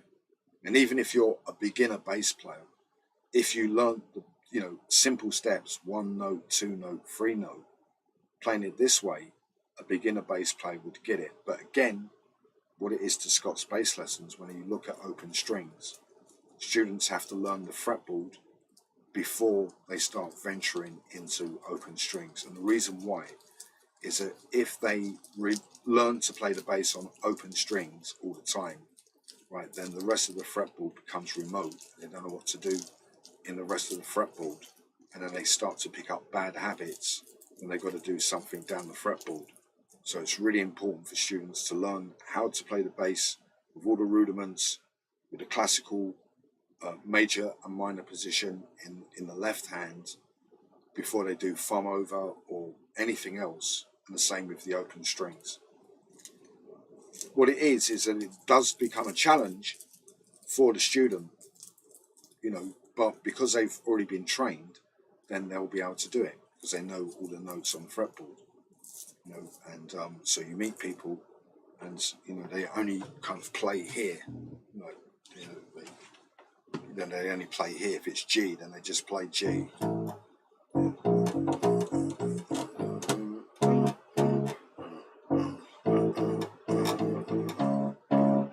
They only play in this area and they don't know anything down here at all or anywhere else.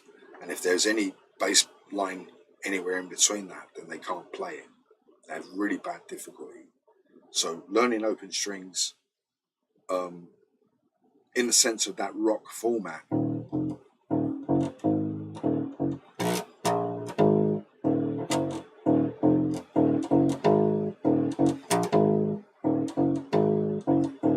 that open string kind of thing, it's okay for beginner bass players, really early beginners that are still trying to visualize and land in notes. But once they go out of that, then they start learning the architecture of holding the bass in major and minor position, octaves and all that kind of stuff. Once they go through all of that and they become advanced, then they go back to this. You know what I mean? In that sense, is it really is right? Why? Because you pick up bad habits. If you learn thumb over and just playing in one position all of the time, and someone they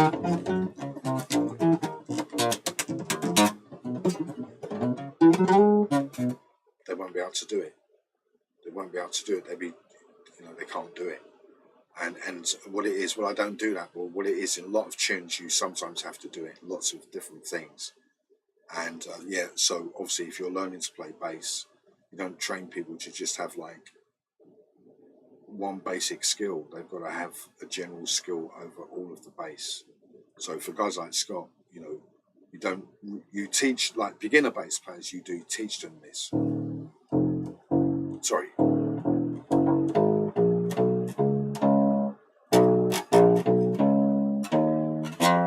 Sorry, I don't even know what I'm doing there. Sorry.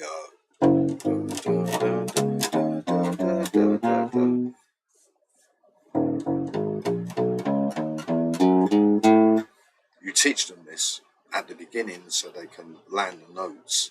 And then from there, then you teach them this. And then you get them into the fretboard. It's like, they get them into the water and then they can flow and land the notes. And then you get them to swim a whole length.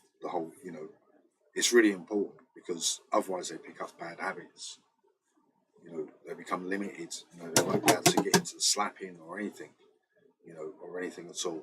So they become versatile, very, very versatile till they become advanced. And then they go back to learning caveman bass lines. At first it's really confusing, still is, but they'll get it because they've got a really strong aptitude, obviously, because they know all can swim. So whatever it is, they'll be able to swim. And they go, what? Yeah, you got to go like that. Oh, yeah, let me try. Oh, it's difficult. They won't drown, obviously, but it's difficult. So you learn them this once they become advanced, not when they're still learning.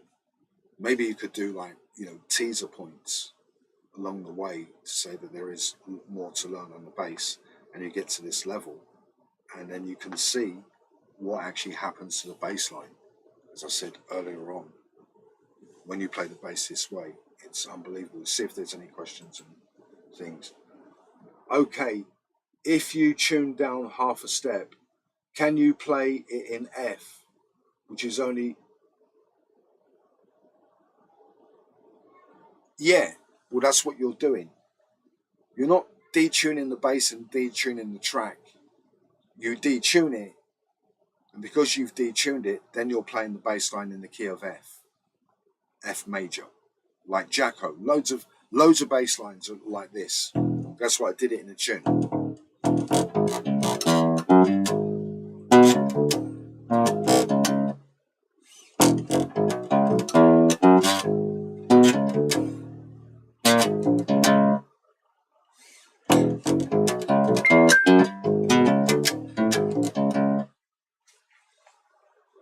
It's standard. It's a cliche.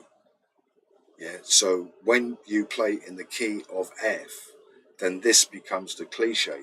When you're playing in the key of E major, then the tendency in playing the bass this way is to start with a high note.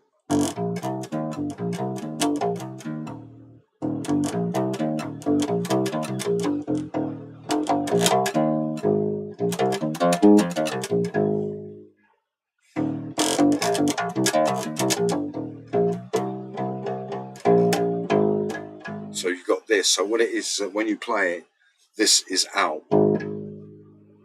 It's in. If you do a different tune like Guns N' Roses or some other tune, then it's in, but then it's a different song. It's not going to be what's going on.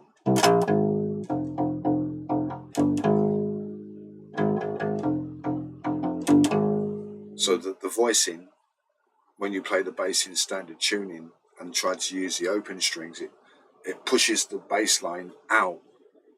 You can play the bass and maybe find things, but it will mean that the bass line is like a fusion bass line. The voicing will be fusion. But when you play the bass in this tuning, then the voicing is natural.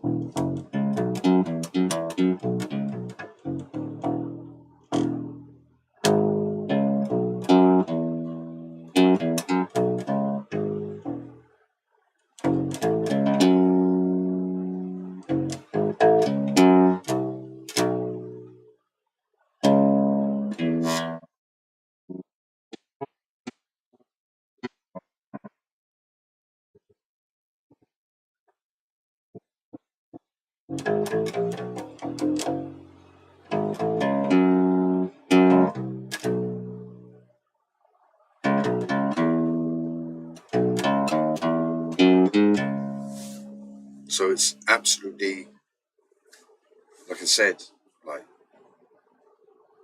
it's really, really, like, really, really good. And the move around that you get through the open, because when you're doing the move around, those move arounds are going through the open strings. So that's why you can get all this different variation. Whereas when you do it in the standard tuning, it's going through the fretboard. So you get all this different kind of masking and, different ways of trying to get the same sound. But where it's here,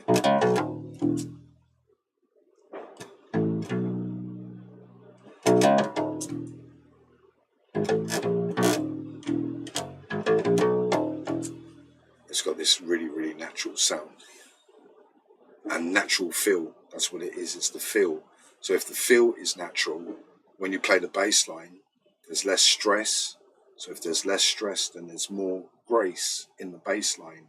If the bass line is stressful, you're using a lot of oxygen to land the notes, and then the bass line becomes rigid.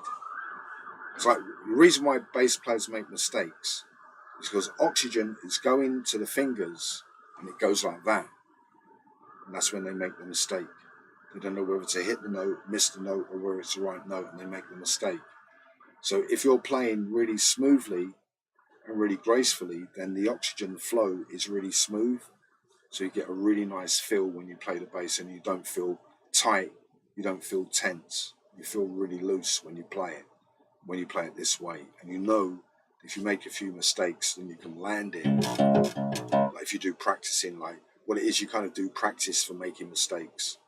I'm playing the bass line. If I make a mistake, where do I run to in order to make sure I can play the bass line very, very quickly?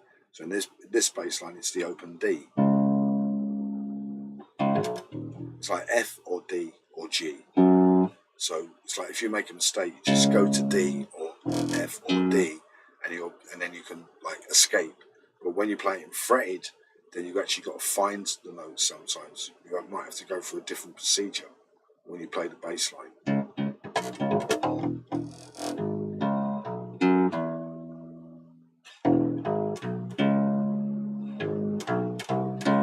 This is a really good pedal, this one. Really, really good pedal.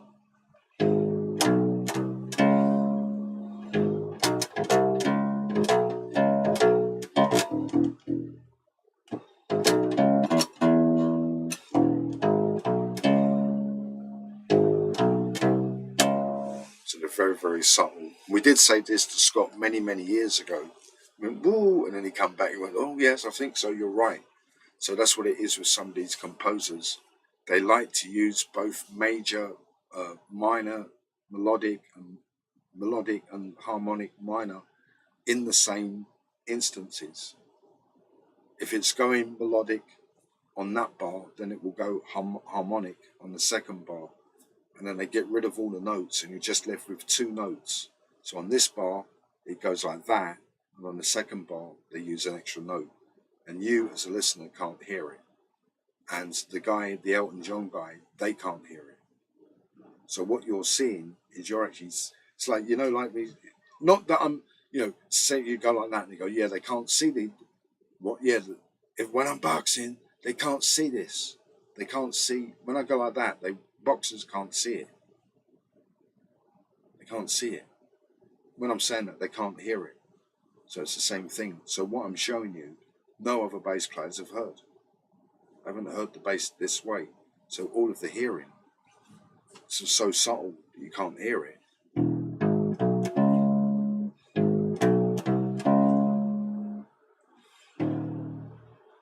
Start F, A, C, D. And you've got A, C, C sharp.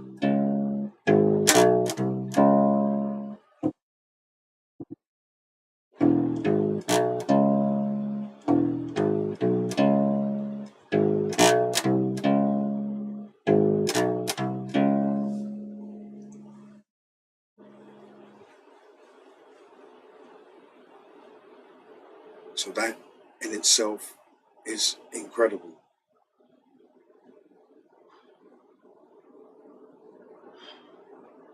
And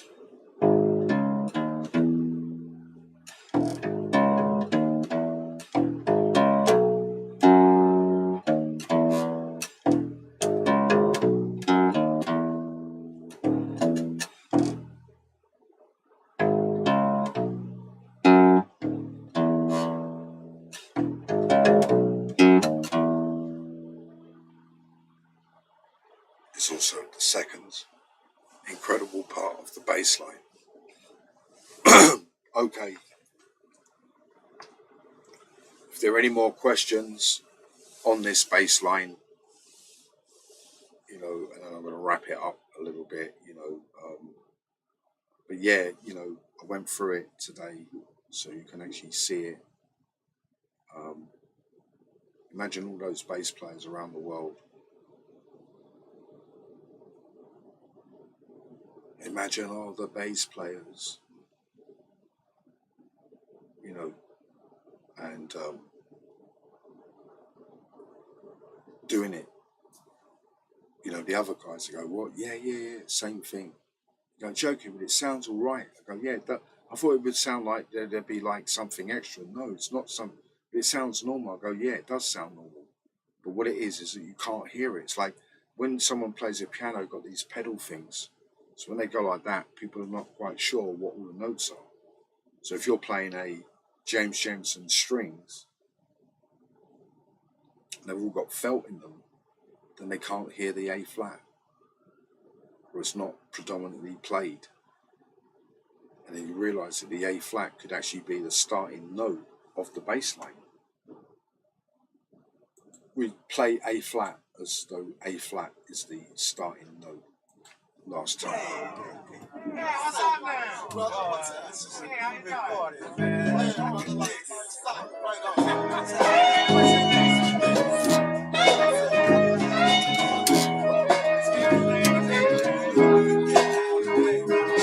Man, Mother, mother, there's too many of you crying.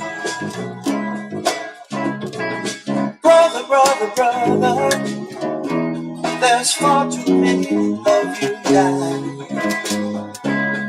You know we've got to find a way to bring some loving here today. Hey, Father, Father, we don't need to. So I'm actually playing the bass. What does that mean? I'm actually playing the bass line. So A flat was the note that I'm playing the note from. So what it is because it's so carefully tucked underneath the F as an open string, I can hide it underneath another note. So what it is that, like, if you like think about Cassius Clay and the Phantom Punch, that punch is underneath another punch. You can't see it. So it's slightly underneath another punch. And then when he hits, like I said, you're playing like this.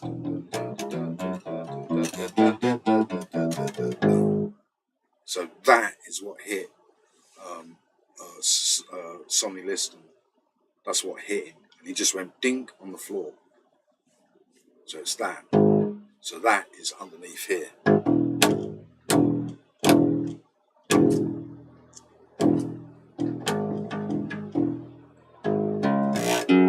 And then there's more. And then you've got the extensions. So there was more to it.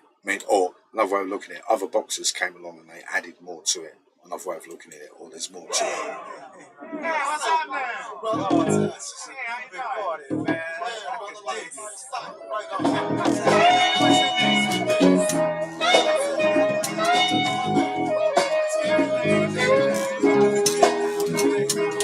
Mother, mother, there's too many of you crying.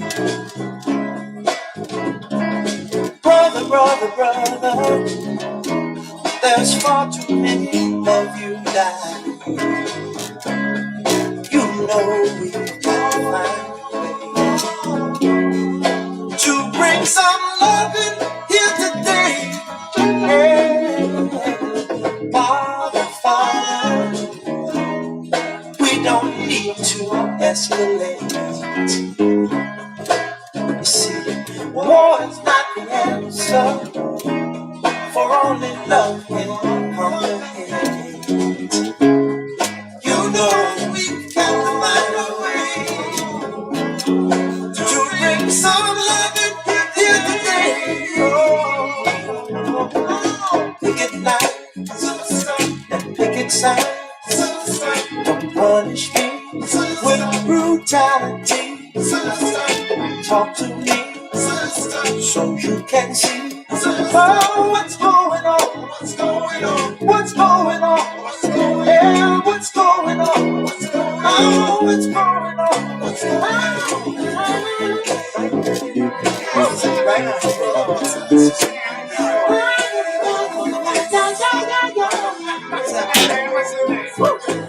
Right on.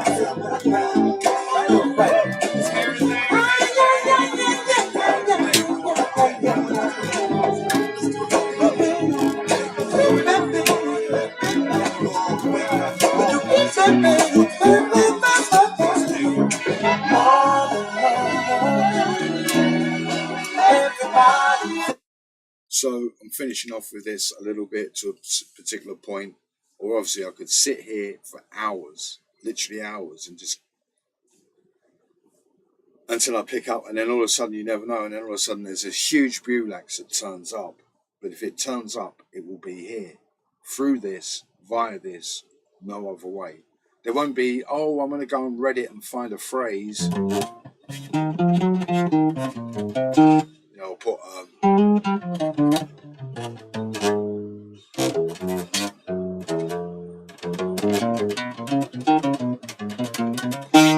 going to put, some kind of added riff on it. Everything will be inside the cooking, inside the sauce, in there. So what it is that's what starts to happen. And obviously, you do your basketball and you go, right, I'm already getting dangerous on James Jameson. Now I want to do, it's like basketball. Let's say it was like basketball. And you go like that. And they think you've bounced the ball and you ain't. And it sticks to your hand. And you go like that. And you go like that. And you go like that. It's like a no bounce. So one of the things I like, it's like, you get skateboard guys and like doing their own tricks. So I've got bass lines like doing a no bounce where you think I'm playing a note and I don't. I go like that. And I don't play the note. So I might look for a note, find a no bounce in the bass line and so on and everything else. And it will all be in this tuning. Sometimes what happens, I'm finishing off, is that I tune it back to normal and then I start finding things that are really interesting. Because what it is, I've been playing the bass like this becomes my normal. So when I play it tuned, that becomes different. Oh, this is different. Oh, this is different. So my hearing is different because all the hearing is different. So when I play it that way, I get a different hearing because the stress, the stress points, the pedal points are here. So when I do it in tuning, the stress points and the pedal points are going to be different. It means I might find different stress points and different pedal points in the normal tuning. That sometimes happens where I flip-flop from one tuning to the next. But normally in that basics, like I said, the basics, you got your dance partner there and they put the strings on. You want to be like Fred Astaire and swoosh and swoosh.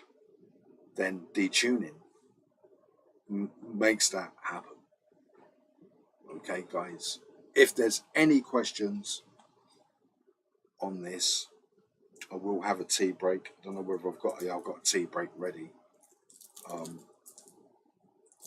I know sometimes I do it in a lot of videos. I go, no one else has done this, but that's what it is. No one else has done it. Like there's dozens and dozens of bass lines that I've done, and no one else has done those bass lines. You've got the quintessential bass line that everybody knows, and B970 comes up and goes dink and finds the extra note in front of all professional bass players. One of the guys really professional, plays all the scales, all the modes, more scales, modes, crodes, right, growls, everything. And he didn't find the note. And the reason why he didn't find the note was he wasn't playing the bass this way. That's why if he played the bass this way, he would have found the note. If he knew the rules, it's not really, they are rules to a sense, but the sensibility of playing the bass, he would have found it. The reason why I found that note, it's not because, I know how to read music. It's because I was playing the bass this way. It's like a slide rule. Like a slide rule. You go like that, and you've got to find something. You go like that, and it comes out that way. Everybody else is here. Loads of videos. All the videos. It's very rare that I do a video where I play the bass exactly like everybody else. Very, very rare. Every single video nearly that I do is I'm showing you something that no one else has ever shown you on bass. And you've got some, but I share it with Scott. They, hopefully happy. You imagine the guys going, wow, and then work it out, bass and all of those guys. No one else has played the bass that way. Simple detune.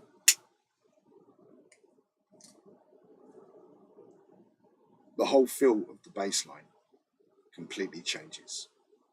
Your prospects of how you're going to land that bass line changes. Your hope, the destiny that it's going to sound good, becomes more positive because you're using the open strings. They guarantee that you're going to play the right note. You're moving from one string to the other. It's guaranteed because the basic harmony will be through the open strings. That's where you swap out the notes. The pedal points are easy to play. They're unmissable. Once you land them like a jigsaw, you go like that, and it locks itself into place, and it powers the tune. They're not shiny objects. They change. They create the dynamic in the tune, and obviously, you know, on Sunday, the Phantom Punch, the punch that knocks everybody out, the Cassius Clay, if you like, moment. Final time, last time, unless there's questions.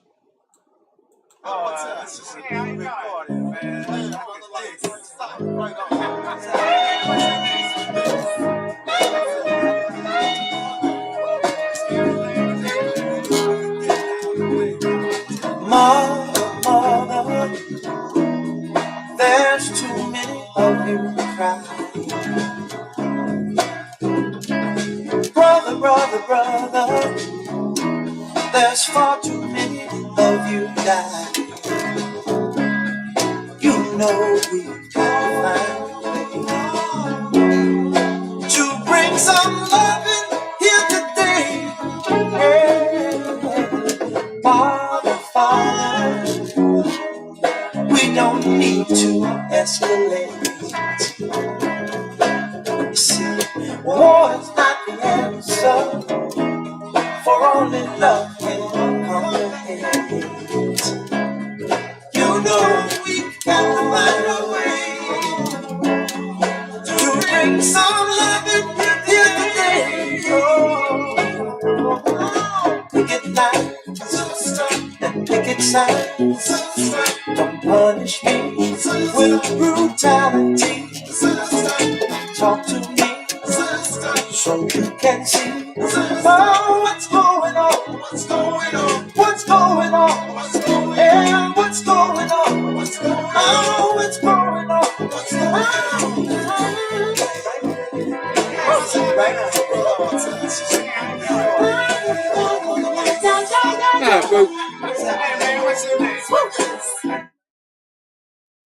Cat's here. He's all right. He's not getting in the way. He likes having a jam, my cat, sometimes. I get in a really big Coltrane mode, and he sits with me when I jam, because I'm kind of finishing off a little bit. I've, you know, gone through it. I'm not going through all the notes necessarily all the time. Necessarily, it's just the idea of detuning the bass, you know, going through it so you can actually see it, different parameters, maybe, you know, and looking at it in that way. But not that many questions from people, but that's okay. So yeah, just finishing off. The cat is here. There he is.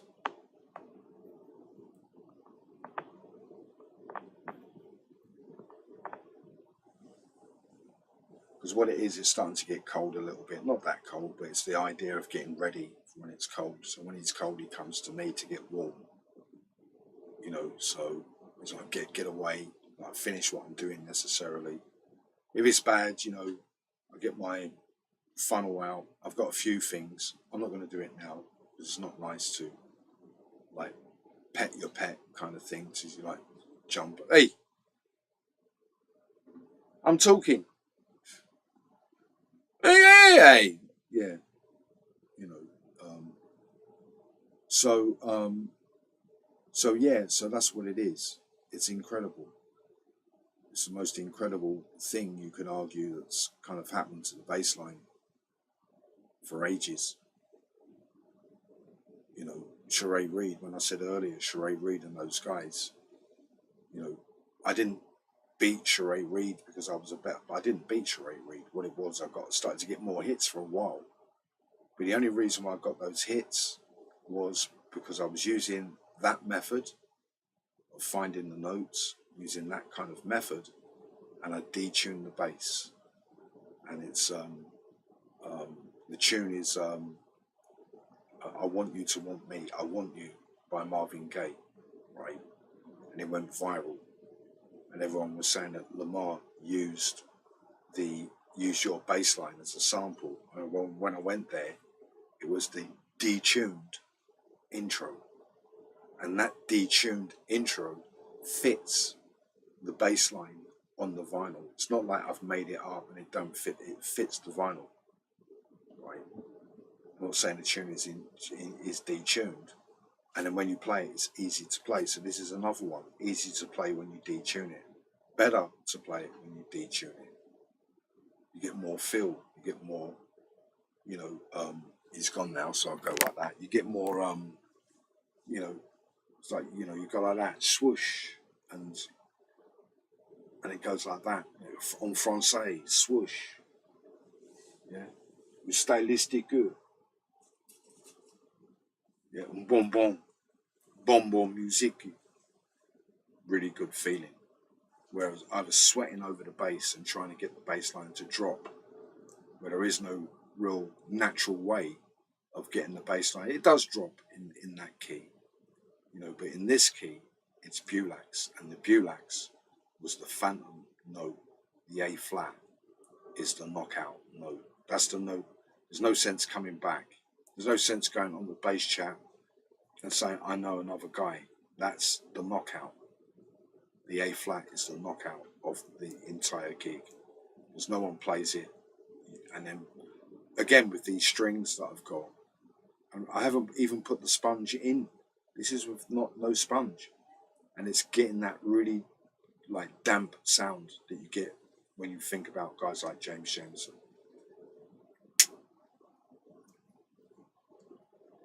And I'm not trying to play exactly what James Jamerson is playing. I'm just doing a very detailed outline of the harmony will go that way. There's a jigsaw puzzle pedal that fits here. If you go down the neck and grace out, the grace out is through open strings. The sharp and flat notes that can be swapped out on the G. So you get the G with the dominant minor, and then you get the G with the G sharp. You've got the pedal with the A to C to C sharp pedal that no one else really uses. It sounds so, it's like really cools down the bass line, so it sounds really cool over the vocals. All of that. All of it. The whole thing. The whole bass line. Now you've seen it, now you've heard it. You cannot unhear it.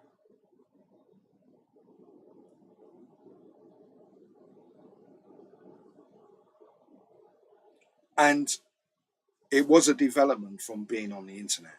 This was not me. It was me in the sense, obviously, it's me. You know, that sense of, for example, you know, if I want to play an octave, then I'm going to play an octave.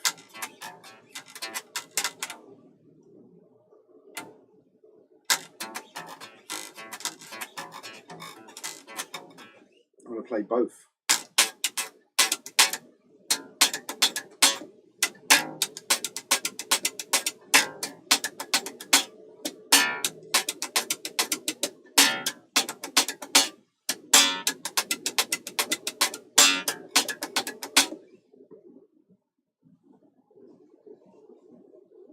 You don't see bass players on the internet do that. What bass player on the internet shows you how to play the bass that way? And then when you play a bass line and you want your bass line to be more dangerous than someone else's, that's one way of doing it without doing anything but doing a whole load. It's like a load of effort just to change the bass line very, very slightly, gives it a slight envelope of how you like it over the vocals. So I already had that before I came on the internet. But when I got in contact with a guy from New York, not that we were in contact, so I was just going through. And again, it wasn't that he showed me, he talked to me in here that made it make sense about this. And then at first it was just a few things like a skateboard, you go like that. Then I realized there were these regular patterns. Every time I play in this key, the same patterns begin to emerge. And then it was an entire chart throughout the whole 12 keys. And then when you realize that, then each harmony, each key has a different harmony. So when you play the bass line in E major, the harmony spec, don't know where it's still playing.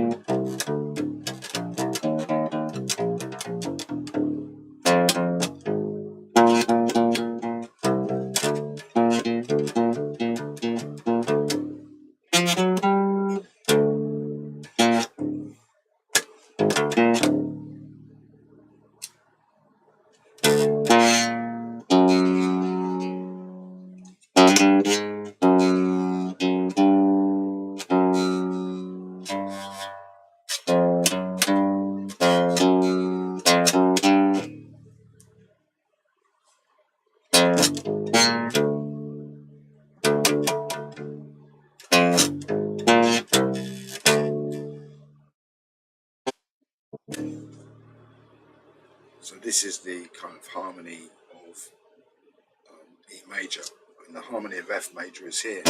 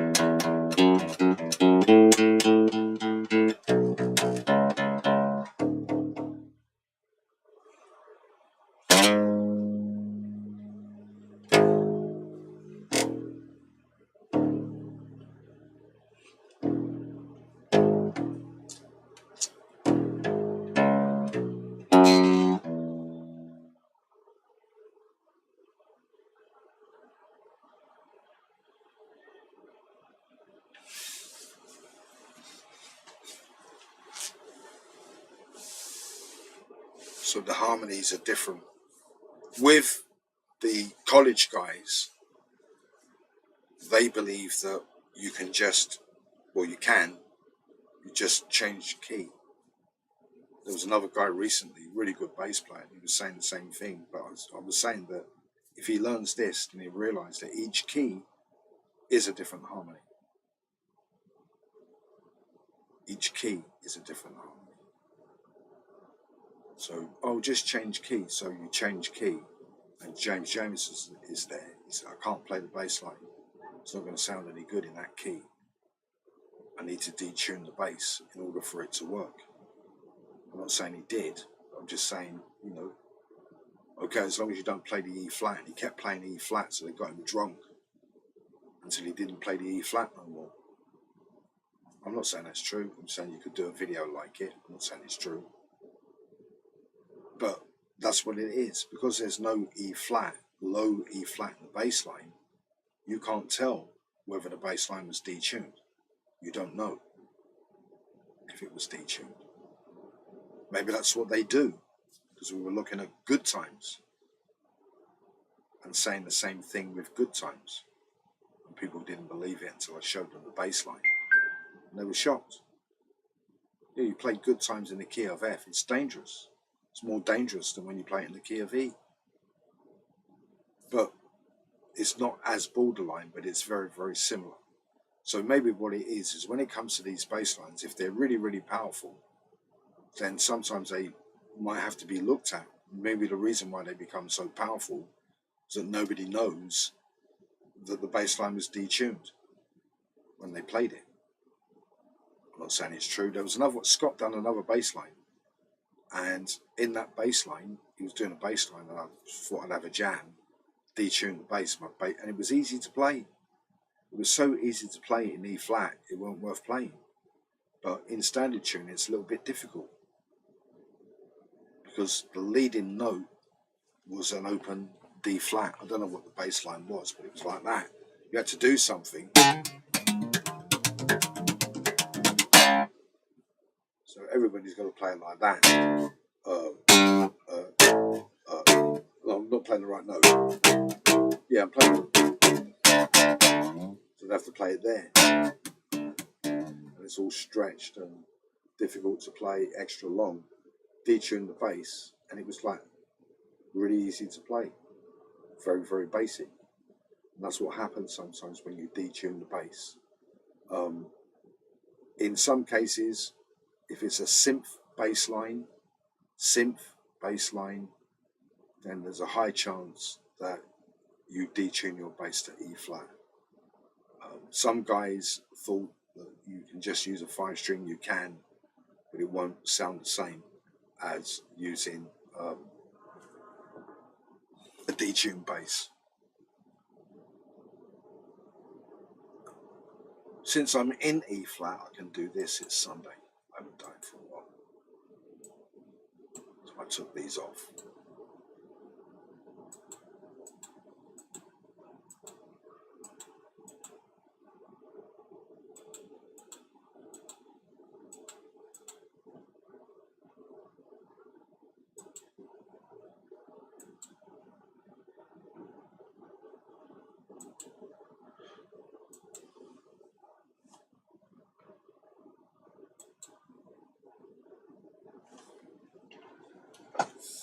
Prep.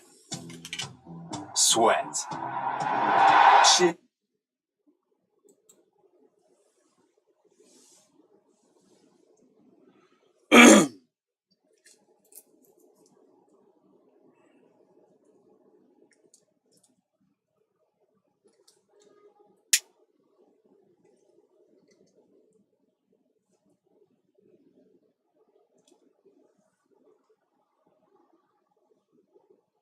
Right.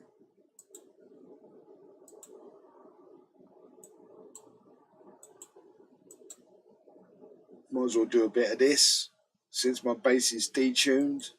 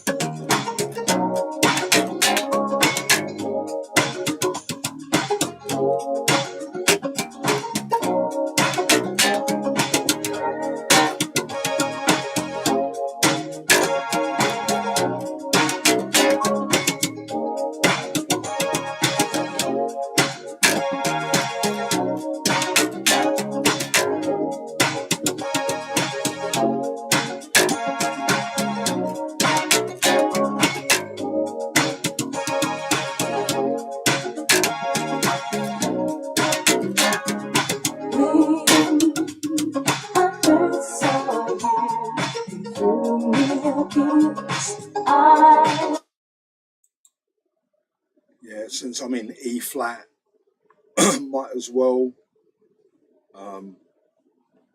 so I can do the double slap in here.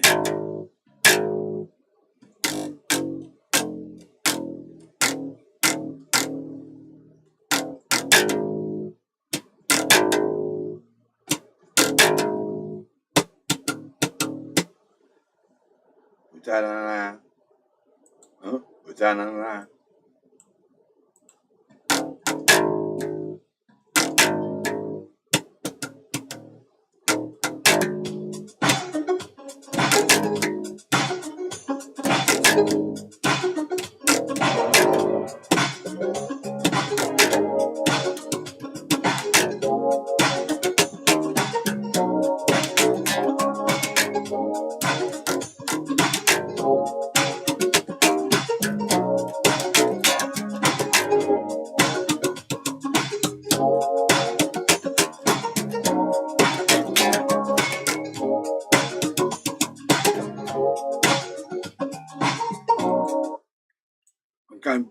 I'm going both ways. Both ways. Duo.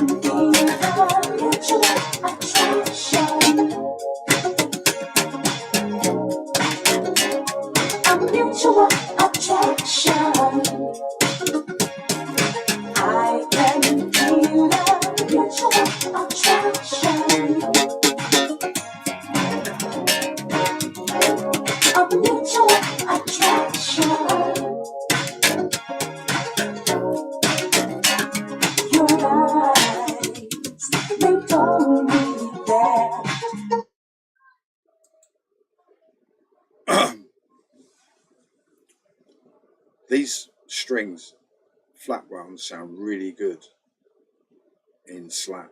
I'm really surprised how good these flat ones are. They kind of give your bass a kind of professional sound. Remember, they're new, they're a bit fresh.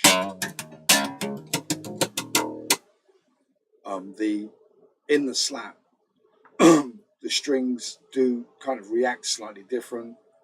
The G and D sound bright, and the A and E sound a bit flat. I don't know whether that could be sorted out with like a preamp or something like that. I've got one. I've got a tube preamp, so maybe if I put it in a tube preamp, it might wet it up a bit. So if it was a little bit wetter, they'll be really, really good, and it really makes the bass sound professional. It doesn't sound like, it's got a nice sound to it. So what it is with this, it's the double slap in here.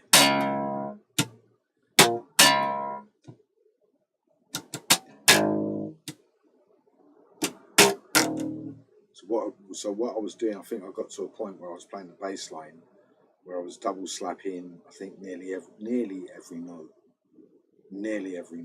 I had a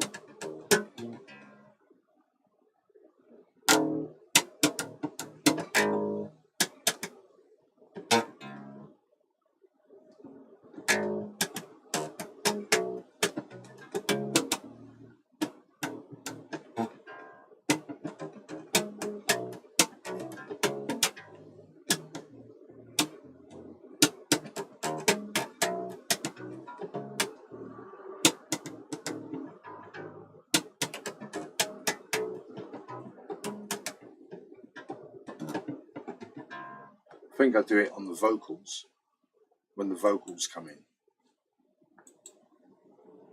One more time.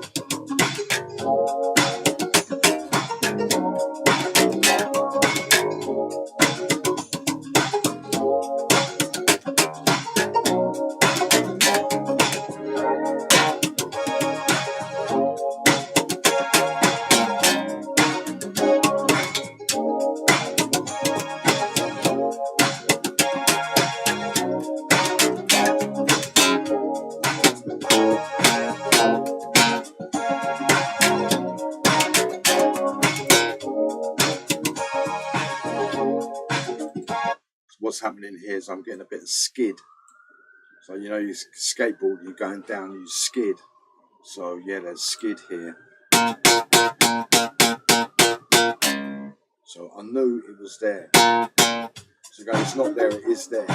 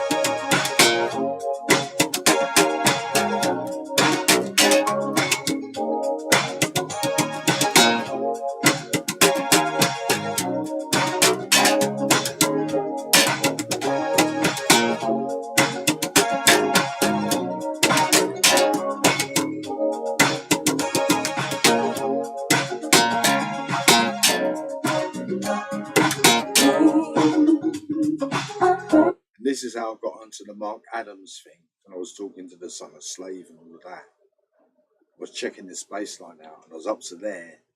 I think the cat or something happened, and I went like that, and I went like that.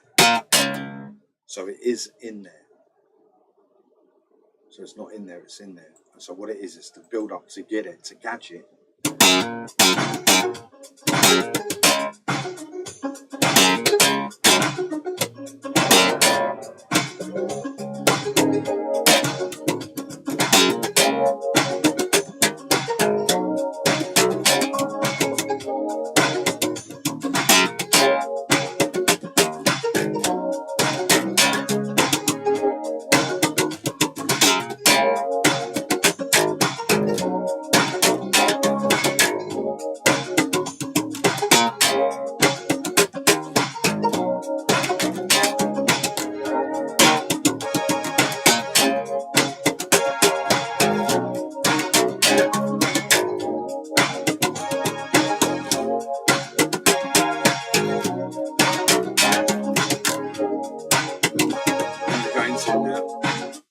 Go into it a little bit now. So imagine, like, I was going, no, I ain't got, not that I ain't got it right.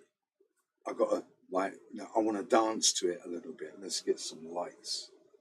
See if I've got some lights. Here's all lights. Don't know. Looks like it.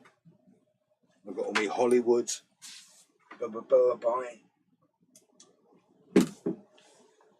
Bit of Hollywood. Bye. I've got more Hollywood if needed.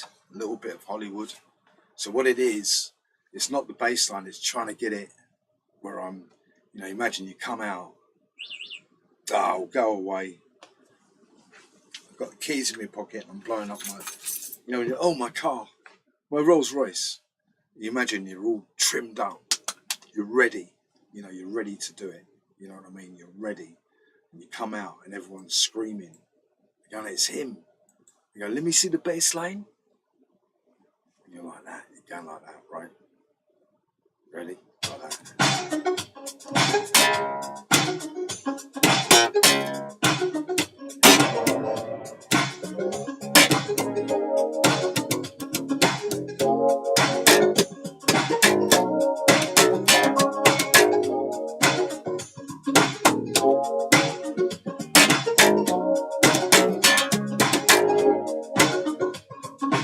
You're going, what is that? Well, what it is I'm not playing a note, I'm following the synth. It's not loud, quite loud enough, I'm a bit too loud. So what it is that everybody else, if they played this bass line, if they played the bass line, they would not play that note. So I'm playing a new note, not even the band. Imagine I saw the band, it goes, I'm ready. I go, what is it? It goes, you've got to listen to this, please. Please, just listen to it. Tell me what you think. Please, tell me what you think, please. No, don't say no. Go with it.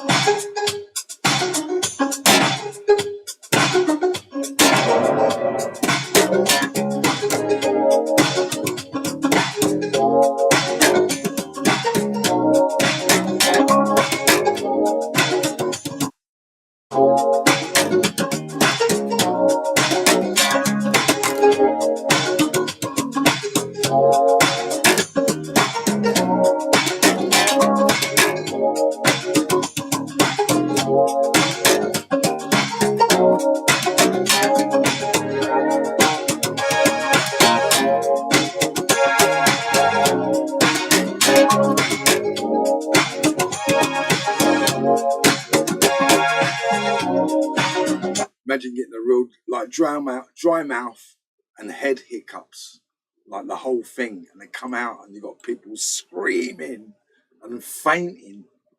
They're going, it's him, it can't be. And it goes, it's him, all right, it's him. And then you might go like that. Grease-proof.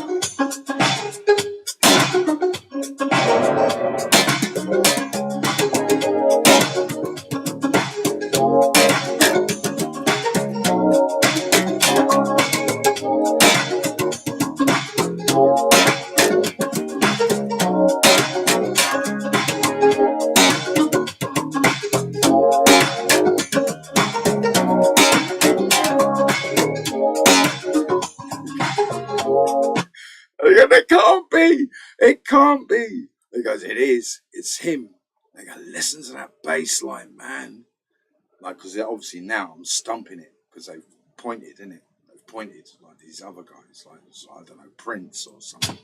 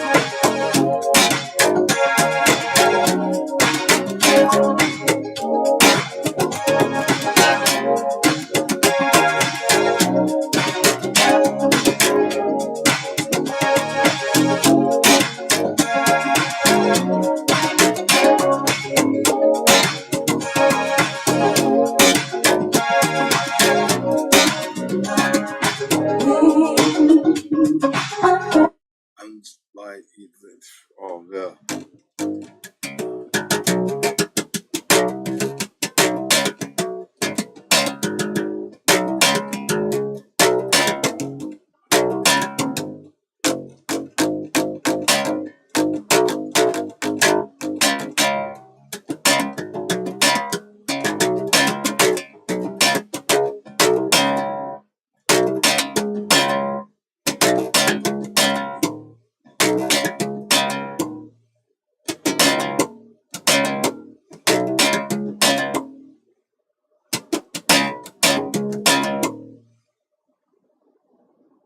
He goes, is that him? He goes, that's him. You're joking? No, that's him. No, it can't be. He goes, it is. No, I'm not having that. It can't be. He goes, listen.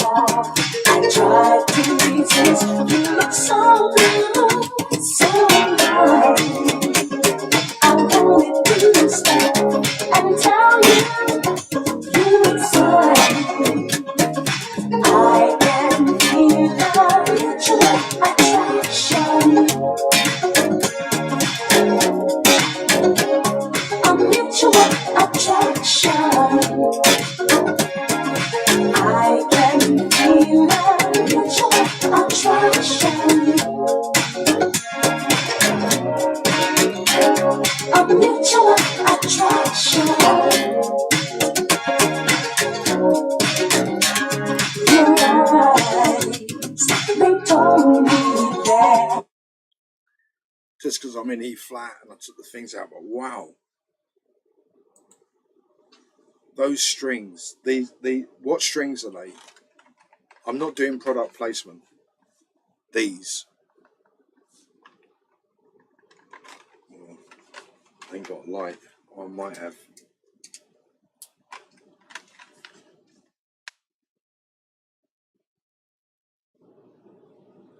From Germany, Harley Benton strings. It's Frankenstein. It's strings. In stain strings. Really make it. They make this bass sound professional. What do they sound like in slap? They make your bass sound professional. They're a bit slow. Okay, when you play certain slap bass lines, they're a bit oily, a little bit slow, and so you've got a nice sound. Nice, really, really nice. Because obviously, you've got basses with super twang, but super twang sometimes don't last. You've got super twang in the bass, but then in 2 months' time, you've got to get new strings. So, so some bass players, they can't rely on having super twang. But these are new, by the way. So maybe in a few months' time, they won't have the same twang. But that's how they go. That's how they roll. So they roll nice. So on this bass line, like I said, like the whole idea, like, it's not the bass line. It's coming out and doing, like I said, the routine. You know what I mean? It's like, I don't like it. And then they actually see you going like I'm saying, going like that.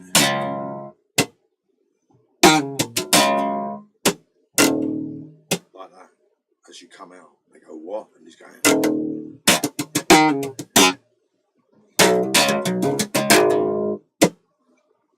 That's what I'm saying, imagine the band. And obviously, I was going to do it on the Music Man bass. So the Music Man bass has got a slightly better cut than this, but it's not too bad.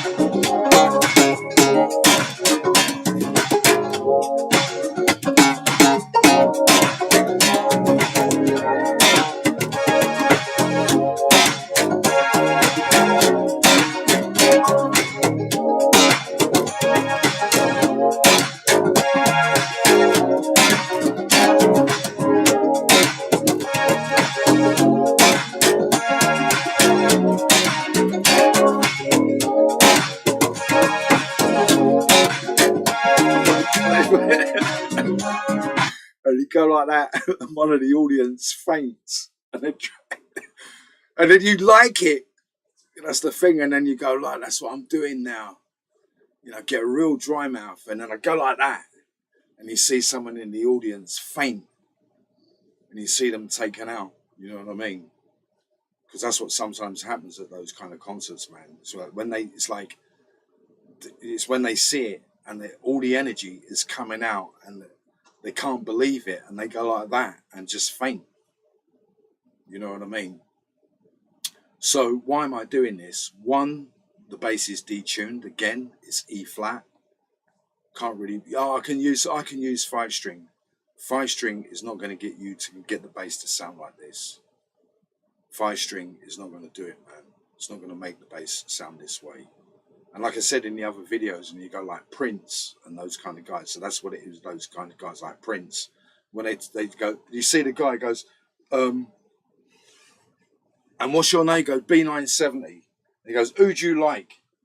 He goes, I like Peter Green. They go, Peter Green? He goes, yeah. He goes, why do you like Peter Green? Because he gets better pie and mash than me. And then they go over to Peter Green, and he's walking down. Is your name Peter Green? He goes, yeah. He goes, what about guitar? He goes, no, I don't like guitar. Well, you don't like guitar? No, I like pie and mash. What, you like pie and mash? Yeah. But do you want to play some? No, I don't want to play no guitar. And then they do the movie. It's like the English guys, how crazy they are. And they go, wow, that really sounds good. He goes, what about your amp? He goes, yeah, I have it on long and big.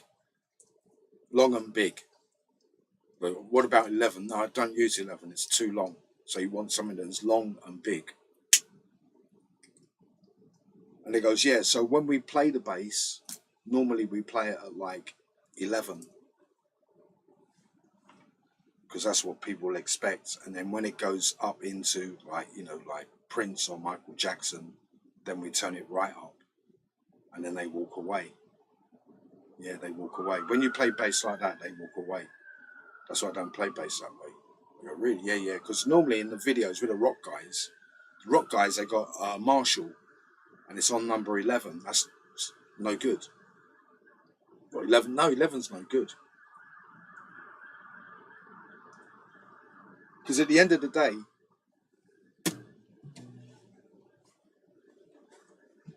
you don't need an amp. You just need a bass. Don't need an amp. What do you want the amp for? Oh, the amp so that you can hear it. And the DJ laughing, DJ guy, yeah, so that you can hear it. So when we're playing, we don't need 11 or 12 or Wishbone or whatever it is. Don't need that. So when you're doing it at this level, like I'm saying, that's what I was saying to the guys, is going, yeah, you know, and they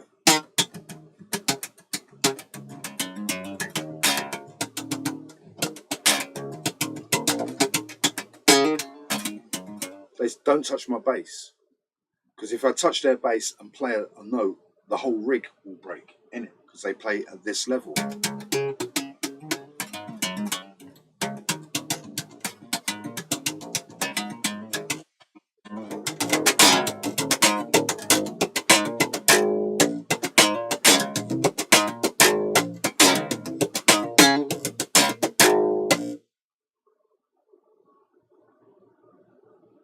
In it. There was laughing with Scott recently with this. It's like really good laughter with Scott. It's like, old man dangerous, hit the bass. Hit the bass.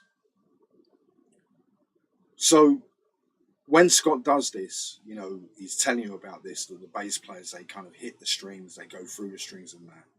And it's not, they don't bounce, but then they're excluding Mark King and Lewis Johnson. Those guys do bounce off the strings, and bouncing off the strings is where it's at, man. That's where it's at.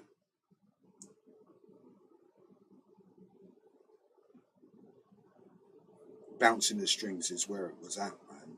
When you go back to like guys like Stevie Wonder and that kind of guys. So what I'm doing is I'm really slapping the bass like this now.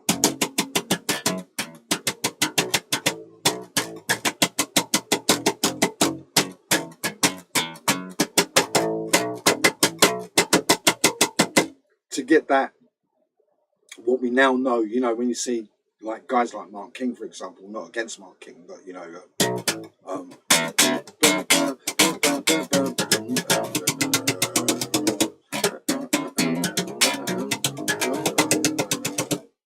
go, wow, Mark King, man, you know, he's using a lot of fun, but that kind of, to make the bass go down that skid staircase,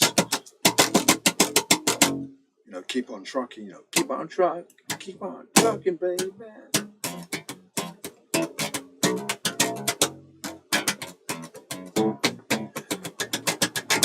Big fat mama.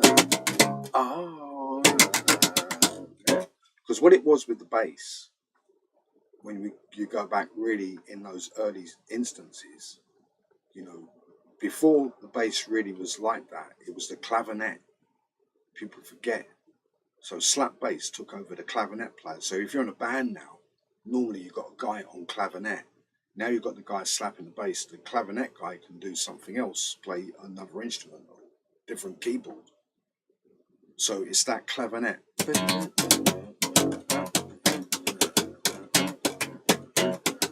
So bounce is like real rubber to Scott, you know, doing it in a jokey way. Like, you know, bounce is real rubber. Bounce is where people started to get it.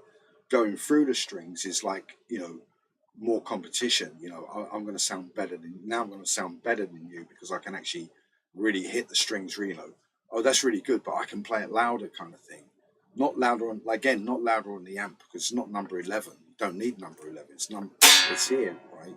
So obviously, if you go through the strings, start going through the strings, then you can hear it without the amp in the end, basically. So if you play a bass line, if you're playing Run for Cover, you won't need the amp.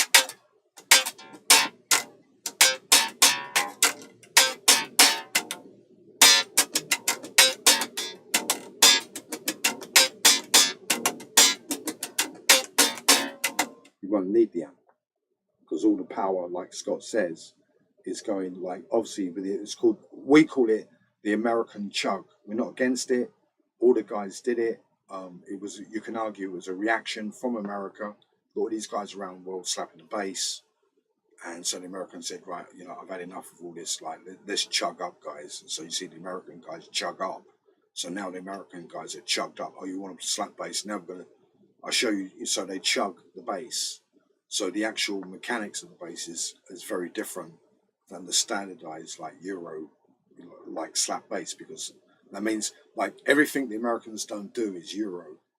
Yeah. So if the Americans start chugging up, then all the other ways of playing bass is now Euro. So I don't chug up, obviously. So what I do is kind of go through the strings in a different way. I mean, I'm not actually trying to slap the strings, I pull them.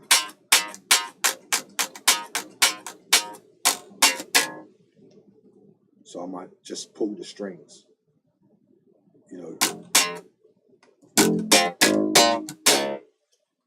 Wrong. Oh, there's a bit of pickup. I'll do a bit of pickup change here.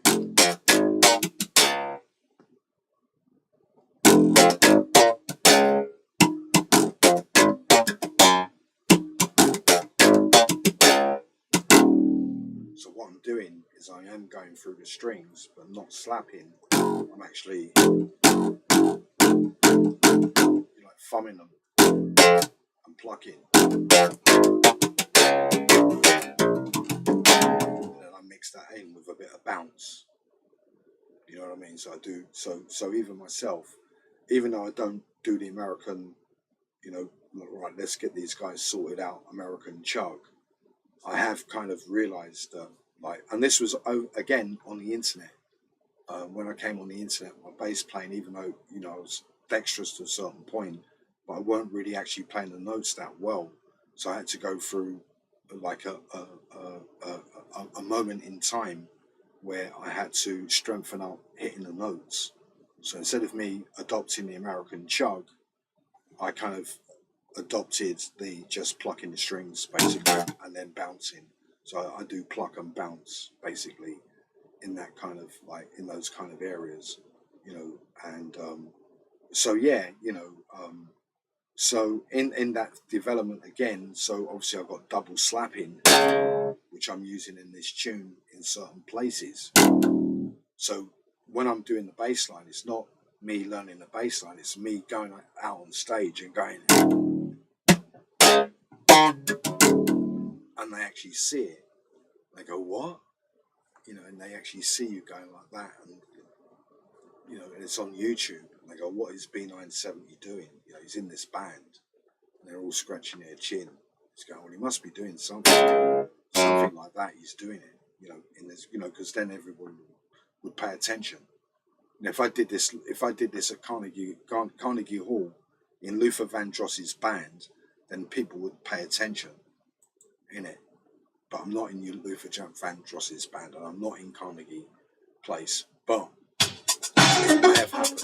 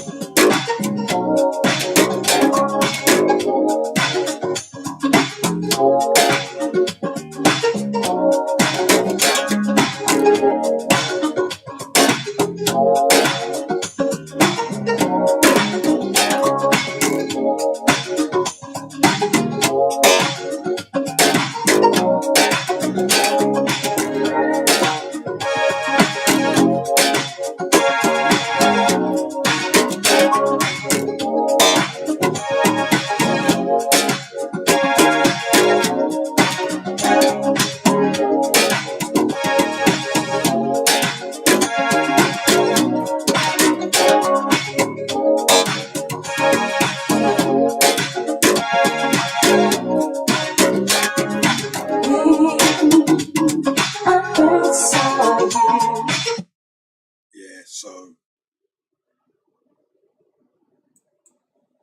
I really like that bass line. I've always liked that. It's really weird, right? A bass line I really liked, and I nearly actually ended up playing the bass line for real. I nearly ended up doing it for real. What it is with the other guys, they now know to a certain degree. If it would have happened, it would have been great. I would have ended up like Moni Day. You know, they've been after the band. You know, the band would be on the news. You know what I mean? If it would have taken place. But I really did like that bass line. Always, always, always, always. And slightly Dutch. Also, if there's Dutch, listening to Zen to the Dutch, it's got this kind of reverb. I take you to the Dutch moment. It's like Dutch, I'd actually say Flemish moment in the bass line. I'll take you there. I show you. It's das in Lookenstein.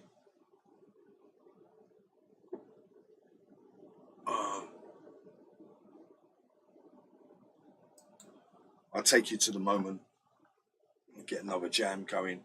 What it is when I'm doing this, because I haven't played the bass line for a while, sometimes you've got to go into like some small details as well. There's a few small details here that kind of overlooked.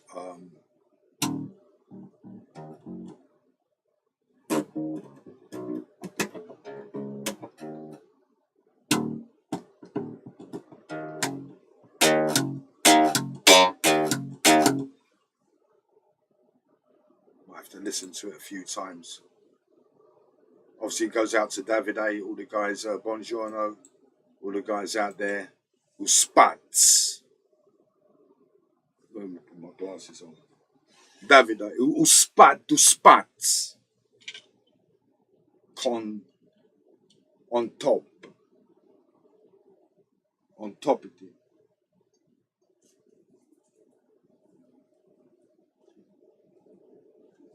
Bere,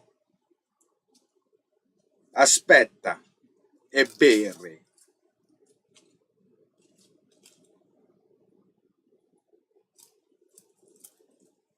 You've got Davido, and you've got Davido, and you've got Davido.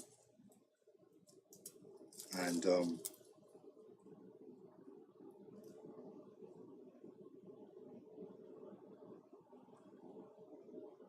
when you look at the world record, there's a world record, right, in running. There's a world record in running. It's the European record in running. The 200 meters.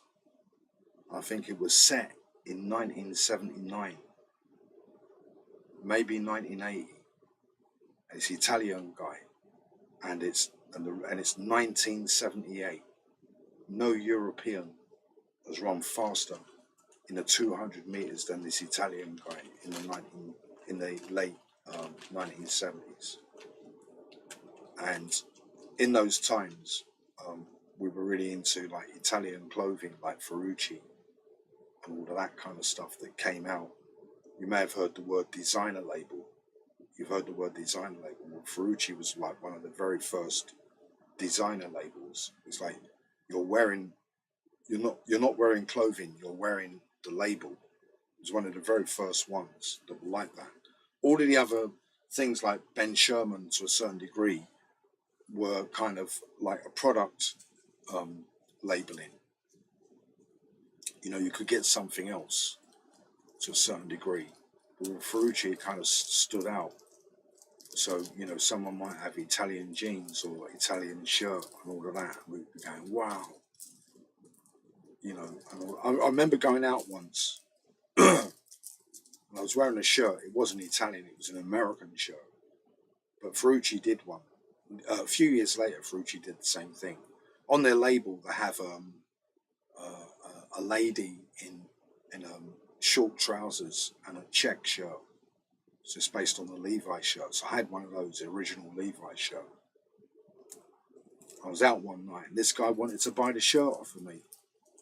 I went, oh man. And then because I didn't want to sell it, then he was gonna rob me. And then he robbed me.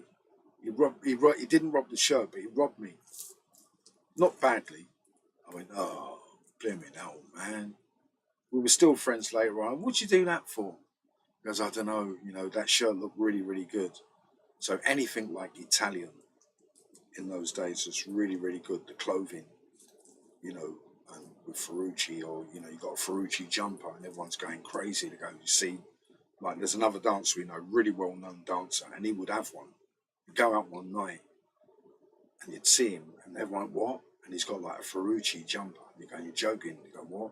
Ferrucci jumper. We go, oh no, where's he get that from?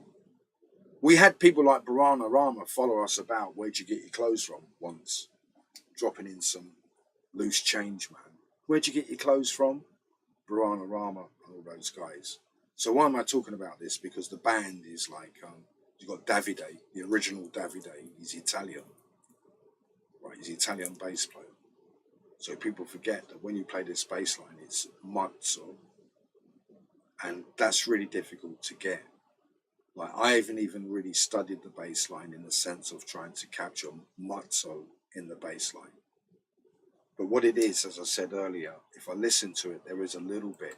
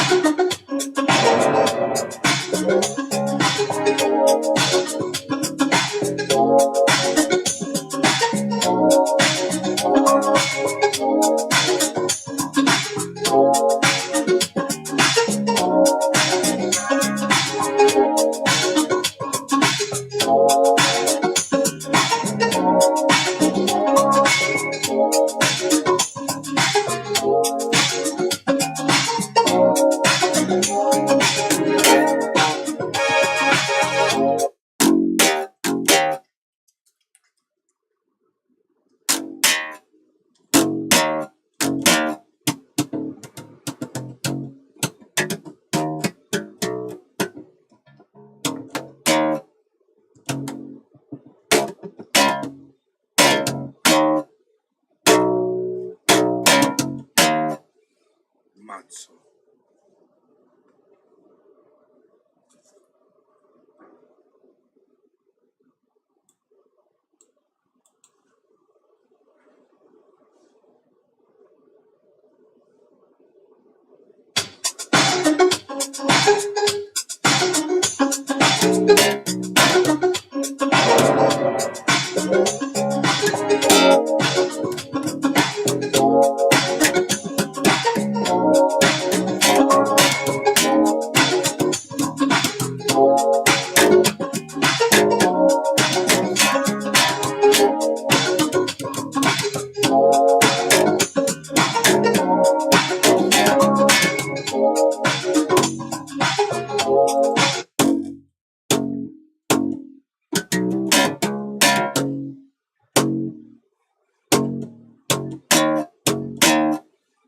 When you see people like Federico Malaman and those other guys, sometimes when they play a bass line, it's not on top, it's underneath. It's underneath, and it's so quick that you don't really hear it. And then when you hear it, then you can't unhear it sometimes. Sometimes I hear it, sometimes I can't hear it. But it's something that I look into when I look at this bass line.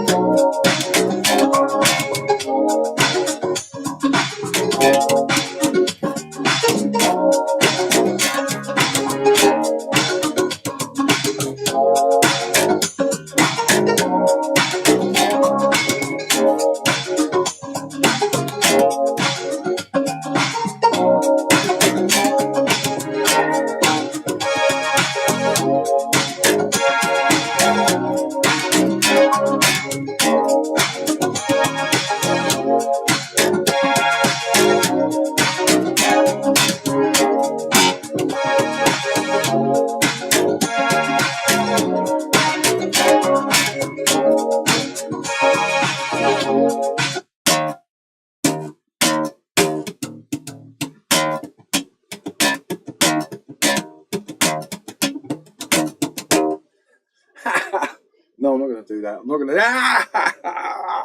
Pasta fantozzi. Oh, fancy fantozza. So yeah, sometimes I hear it, and there is a Mitsubishi turnaround. There's mozza within the bass line. It's very, very faint, and sometimes you hear it, sometimes you don't. And sometimes it's really apparent and you can't not unhear it. And tonight, at the moment, I can't really hear it. For some reason, not really matching.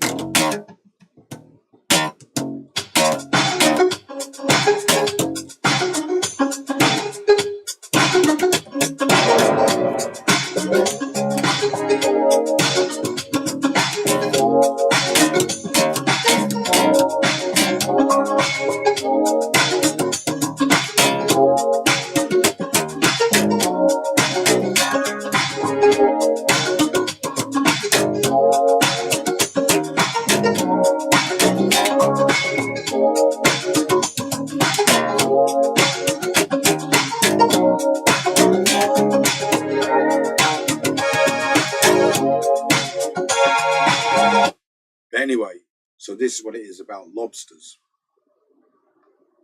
Yeah. When we're stuck, we can be stuck for years, centuries. You're like that, and you're still stuck. And then you need to have someone come along with some kind of official capacity to tell you that, just use these notes, rather than using, because that's what it is. You're finding what's happening behind, the bass line. And so sometimes you can really hear it. One day it's really, really deafening. Then another day you can't hear it. You just can't hear it. But just finishing off on, because there's other things, I've got to hear it again.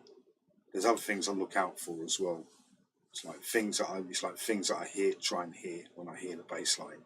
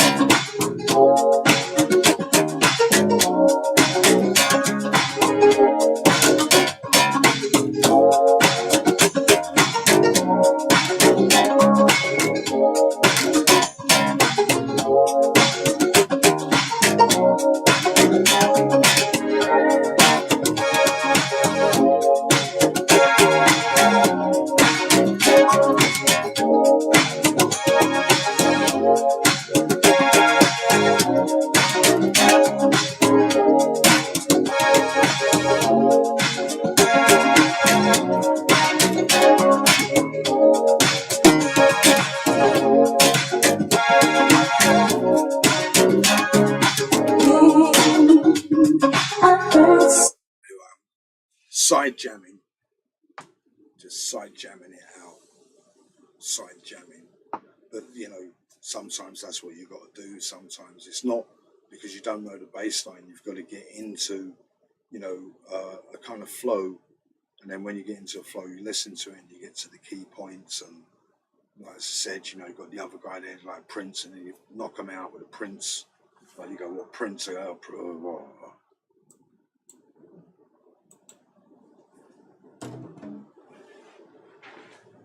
Not grinding teeth, right?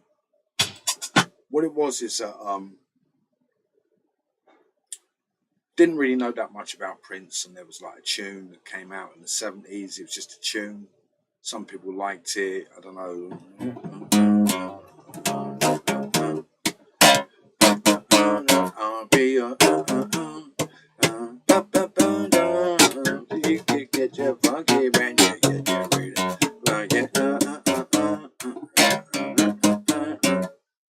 Some people liked it, some people didn't, it's just like a normal tune kind of thing. Anyway, so that guy went on to start doing pop stuff, Prince, pop music, Jimi Hendrix kind of things, or Beatles kind of things, pop things, rock things, and stuff like that. So guys like ourselves like being disco dancers and things like that, and into like Roy Ayers and all that kind of stuff. We're not really going, it's like, it's a bit too shiny object sometimes. And then when Prince tried to do, or he didn't, but every now and again with Michael Jackson, he would do something that was like, you could shake a leg to. Do you know what I mean? Some people would go, he might do a tune somewhere, and you might go, yeah, I really like that.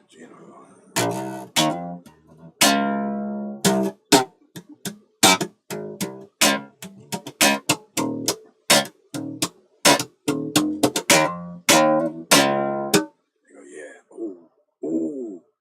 You go, do you remember? yeah, I like that tune. So you could shake a leg to it. But with Prince, it was a bit more of a pop thing. So, you know, you hear his music sometimes. I did listen to Alphabet City once. I think I had the single. Don't know why, I just bought it one day. It was just on the top of the shelf. I just thought I'd buy it, you know, and, you know, but not like I'm a Prince fan or anything like that. You know what I mean? So, again, that's what it is with that. Just like performance. It's like not nearly sometimes the bass line, it's also the performance. When you see Prince, he's doing splits, and everything. And so it's not the bass line. The bass line is like 10%. You know, so with those kind of guys. So, and then you got to get to that level of performance where when they see you, they faint. They faint. They can faint, you know, in that sense. I know, I saw some of the videos. I'm not going against it. I did see some of the videos.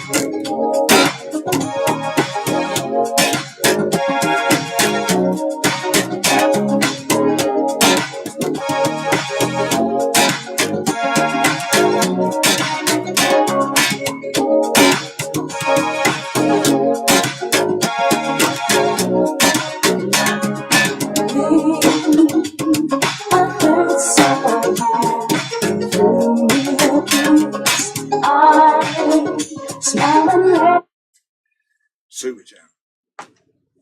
Doing all super jamming.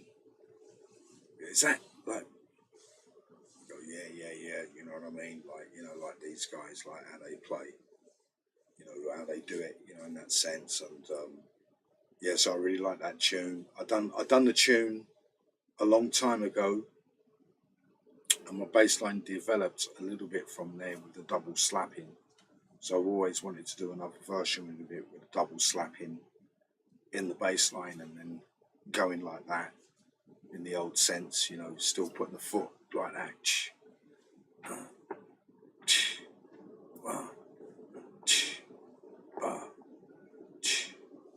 Emphasizing the swing beat and all of that kind of stuff, you know. So yeah, so that's what it is tonight, guys. No more.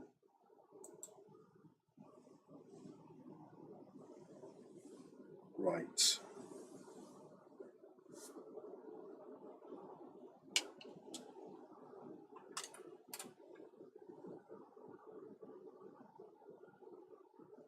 Thanks for the people that left comments.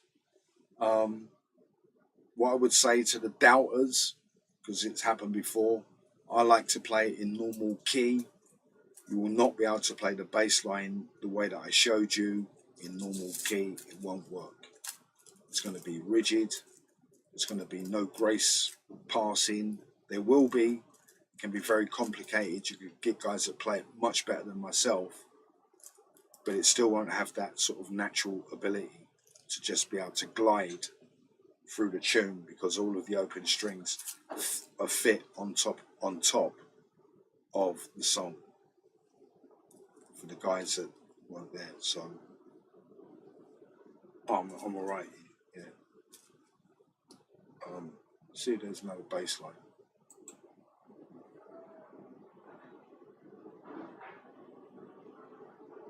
Or anything's come up.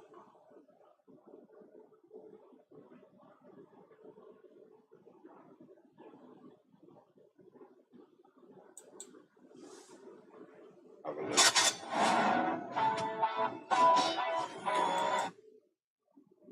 If it's yay, I'll play it. If it's nay, I'm going.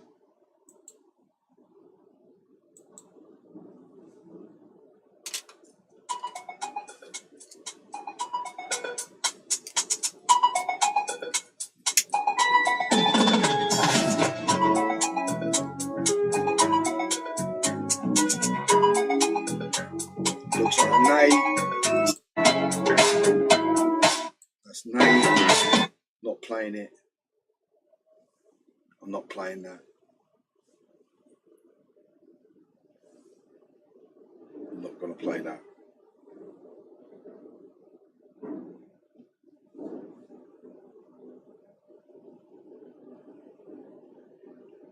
Played this a few times, but I don't know whether I'm...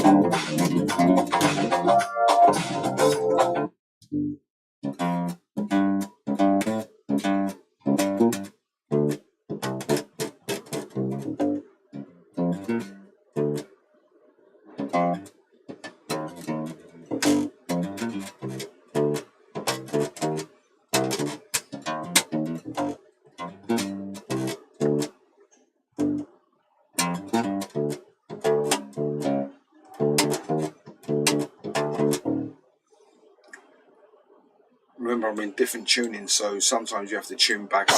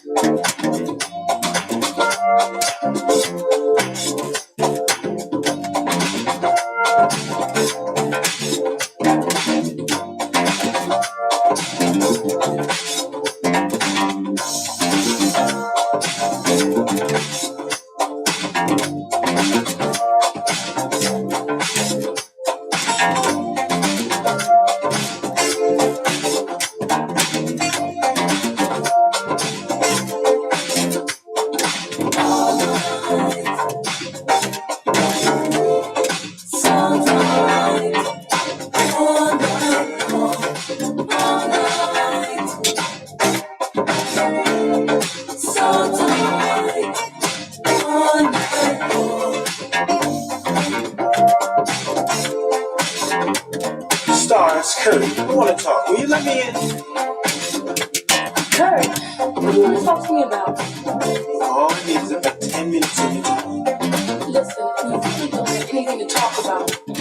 Mine is messy. Alright, just let me out. This is what. I may not be the man that I wanna be, but I'm sure enough I'm the man that I used to be. You see, I changed my ways. Girl, I'll never forgive you, but just give me one more chance. Let's get down to the real come on, girl. Let's get down to the real all night long. Let's get down to the real come on, baby. Let's get down to the real all night long. All night. We can be together, yeah. Yeah. All night long. All night. Ooh, we can be together, baby. Yeah. All night long. You and me. Now this is Gaye coming in and out of my life. All I want to do is just let you No. Before you left the last time, you never gave me a chance to tell you how I felt. So now you check this out. You know I've heard that line a million times before. I really don't want to hear it from you anymore. Cause I made up my mind to find this who will appreciate my love a whole lot more than you. Cause you don't know how to keep my love. Why did you have to come back? You don't know how to keep my love. You broke my heart. You don't know how to keep my love. What made you wanna come back, baby? You don't know how to keep my love. You broke my heart. Sometimes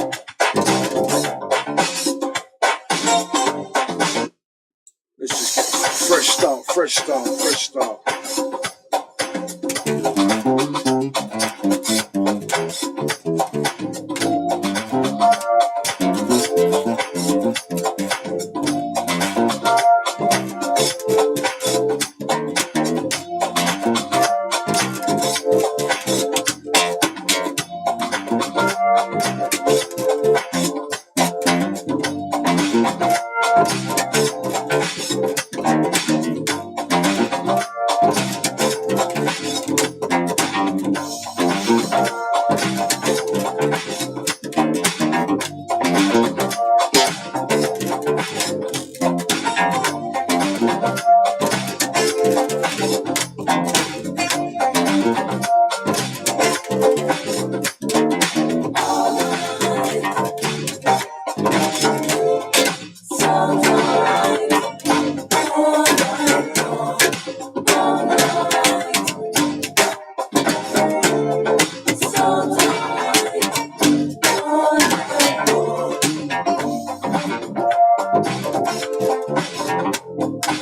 it's Kurt. I want to talk. Will you let me in?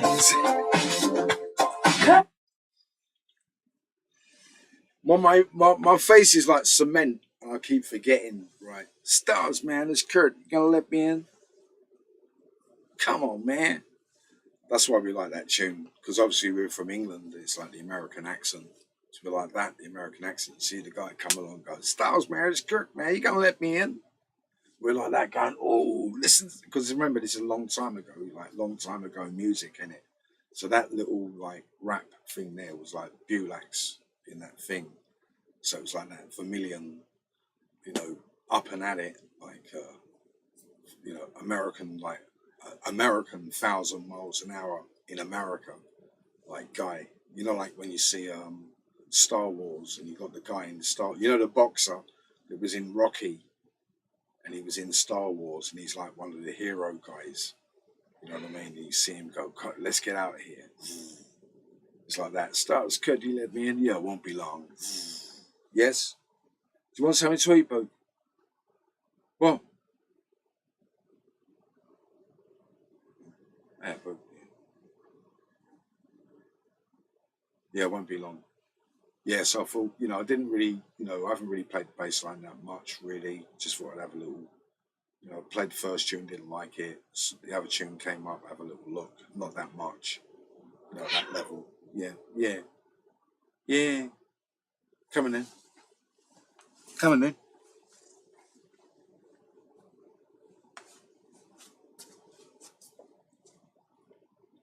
Go on.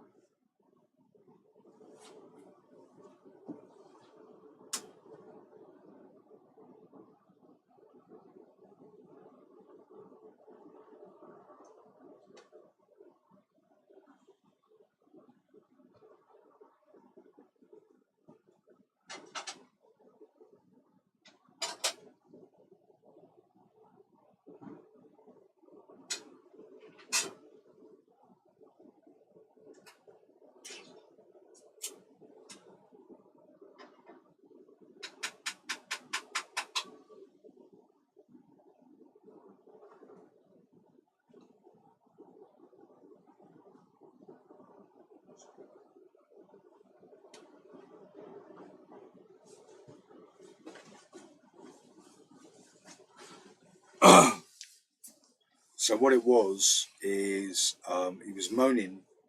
I went, I haven't got the food. Not that I haven't got food, like he's got food, right? I haven't got the food. I'll get it tomorrow. And he's coming moaning again. And he's gone like that. And the food was there. So I've given him the food that I didn't think I had. Now he's had his like if I say I gave him the food, give him the food and he just walks away. So it's not that. So I gave him the food and he went boink, straight on the food. So it was this is why he was moaning. It was the food, because that's what it is with cats. They only want a few things: warmth, food, sometimes attention, sometimes, especially if you're really far away, you know, at that level. So what it was that he wanted food. I went, I haven't got it, and it was there, and he knew it was there. That's what it is with animals. They got an extra sense, an extra viability that we don't have in certain instances, you know. And but there is a trade-off with that, obviously. You know, I don't go out, so I don't go out so much because of the cat, not because of me. If I didn't have the cat, I'd be out all the time. I'd be all over the place. But because I've got the cat, I've got to stay here, kind of thing, which I have done over the thing. And if he gets in the way, I don't push him out the way. I've got certain things, and it goes away. Like I've got certain levels. First, I just blow at him, then he knows, like, don't be there, and it's like more than that. And I've got my trumpet. So if he's really getting in my way, don't get the trumpet out, then he'll go. But then he might come back and say it's not the trumpet, you know. And then I might look, and it might be nothing. And if that don't work, then I've got Rizzler paper. I get out a Rizzler. When I get out the Rizzler, then he runs. He goes like that. And I get the Rizzler paper out.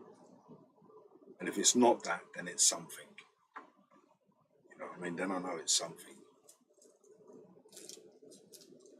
So in this case, what it was, he was moaning about food, gave him something to eat, and he come back moaning. And I've gone like that, and of course the food is there. I thought it wasn't there, it was there. So I made the food, and he's gone bang, straight on the food. If it wasn't the food, he wouldn't eat it. You know what I mean? But it was. So yeah, I like this tune. And what it is, when we used to hear this tune, it was the way they used to talk. It's like, yeah, man, Max Mill, how you going? Yeah, man, Max Mill. So we'd all pretend. Go, you do it. Go, yeah, Max Mill, how you going? And then we'd all start laughing. They go, you're no good. Go, okay, then you do it. And he'd do it really good. And we go, wow, he does it really good. He does it good.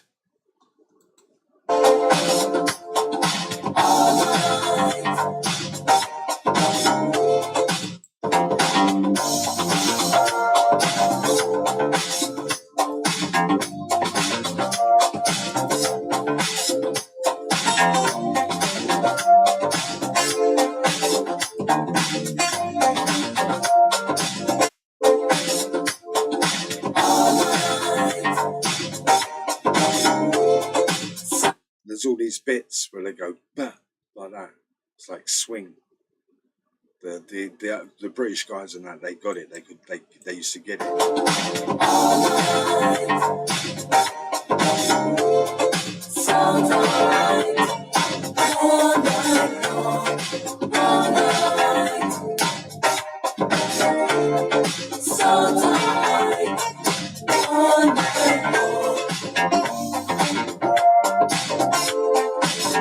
Right, you do it. Stars, Kurt, I want to talk. Will you let me in? Kurt, what do you want to talk to me about? We laughing and all that kind of stuff. And you do it then. Like, you know, if you think I'm bad, you try it. And then he'd try it. Go, you're useless. You're useless. You're useless. So that's what I used to like, is that sort of like American 1,000 miles an hour. You got like the guy there. He goes, Kurt, come on, man, let me in. And you see them going through the stars, you know. It's like, you know, in the 80s, Star Wars, Battlestar Galactica. I didn't like, you know, I'm not that cheesy, but, you know, Close Encounters and all that kind of stuff. And the Americans going, yeah, you think you're fast enough? And we're watching the screen going, wow, look how fast all of this is. You know, and the guys just flying through Hollywood suns, you know, summer Hollywood blast. It's like, oh, damn. Well, that's up to you, man. And so it's a bit like a reggae tune in a way. That's what it was when the guys were speaking to me. There is a bit of symbiosis in this. It's, you know, when I say reggae, it doesn't mean to say that it's reggae. It means that there is a symbiosis in it. I mean, it's like a tune where people listen to it. It's like a serious tune in one sense, but they're laughing with the song. If you get what I mean, because there's a thing that's going on that he's talking to this like woman, and it's all going all wrong and stuff. He's going, come on, man. And you're all watching, and he's like in this massive spaceship, and she's going, well, you know, I'm washing my hair. And, you know, it's like the movie, you know, and you're all from Europe, and it's the Americans, and they're all in Star Wars, and like, it's like, and you just go, wow, man. He goes, yeah, I can talk like that. Go on, rewind it, let me do it. And some other guy does it, and we're all laughing, and then I'd do it. And they go, you can't do it. You can't do it. Is it like 10 minutes of your time? It's 10 minutes of your time. Anything to talk about. 5 minutes less. Hey, just let me out. Just once. I may not be the man that I wanna be. So what it is with this tune as well, historically as well, is that it was a trouble funk tune. It's a bit slow, but it was a trouble funk tune. This goes into guys like Paul Drop Branson and those kind of guys in Britain. It was a trouble tune, but it's also like a robot tune as well, because some people were breaking into the robot stuff. I don't know what they call it now, hip hop or whatever. We called it robots because we weren't into it, right? There's no sense me saying that I was a robot guy. So some guys were mixed. They go and do trouble funk, and then when there was a robot dance, then they go and do the robot dancing. So so it was one of those tunes. But because we knew like Slave and stuff, and heard some other tunes at the same time, and knew that they were affiliated, then we used to listen to the tunes, and then when we heard that bit, we go, "Oh man, listen to what they're talking." Now, when they hear us talk, they run. Like 5 or 6 American guys have run. When they heard me talk, they ran. They ran. They run. They went, I can't believe it. They just ran.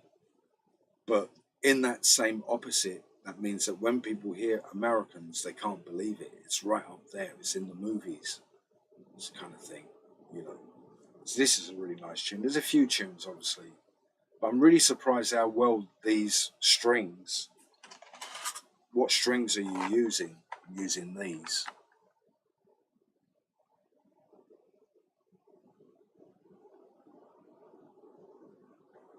They're from Germany, they're from Europe.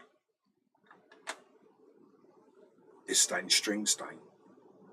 And really surprised of the sound that you get in slap. You know, it makes the bass sound professional, kind of thing, gives it that professional sound. Why did I choose these? The reason why I chose these is because they are stainless steel. I've got a thing with nickel strings. There's a kind of rotation in the string that happens when I hit the string, because what it is with nickel strings, they're kind of soft. People like it soft, right? So it's absorbing what you're hitting. So that absorption is rotation. That's how it's creating the extra absorption. So what it is, I get fingertip jip right on the edge of my fingers with nickel strings. It's like when you play bass and you play acoustic guitar with metal nylon strings, and all of a sudden you get these really weird like things. It's because the strings are rotating and it's creating this new kind of pain level in the fingers. So this is why I bought them, because they're stainless steel. And what it is there is this kind of like vintage, if you like, clackiness to it. They don't sound right in certain places, and that can be exaggerated with the fretboard being a little bit lower, so they begin to rattle more. And then the pickups also having metal on them for some reason, and it's to create that stainless solid state bass sound. You know, so maybe bass and those guys might be interested in stuff like that. What does that mean? It means flat rounds, they got this clankiness to them. When you slap, they sound like reverb and all of that. So if the strings are a little bit lower, where they begin to rattle on the fretboard, and you've got really like outdated, like repo pickups, made Skoda pickups. You don't want the best pickups, you want the ones that barely work. They got a massive metal plate on top of them. So when you play it, you get even more clankiness. And obviously then you need the solid state amplifier. There's no sense now putting this in a 64-bit amp. you want to put it in a solid state amp, and you can actually still hear police on it. You know, when you turn it on, you can hear the all police. Hello, Roger, you're going down the road, Roger, and you can still hear it. And then when you play it, you get the really, really vintage, what you call flat wound sound. You go, why do you say that? Because I haven't played flat wound since 1976. And that's how I kind of remember it. I know it's Barbra Streisand rose tinted, but it's like how you remember it, you know, and you remember it all grand, and you get there and it's even worse than what it was. Yeah, Vox, like a Vox amp, you know those, and you go on the internet and it looks like a dinosaur. And that's even with the dust taken off of it. It's called a Vox amp, and you turn it on and it goes wee as you turn it on, and you've got your cheesy flat round, and you play it in one of those to get the genuine sound with all the mysterious reverb and weird clanking that you get, especially when the pickups are metal. So if the strings hit the pickups, it's going to clank. So the genuine, if you like, flat round sound is clanky and reverby, not brilliant, bright and accurate. And there's another DJ, digital. It's more analog. It's more of an analog kind of vibe that you get.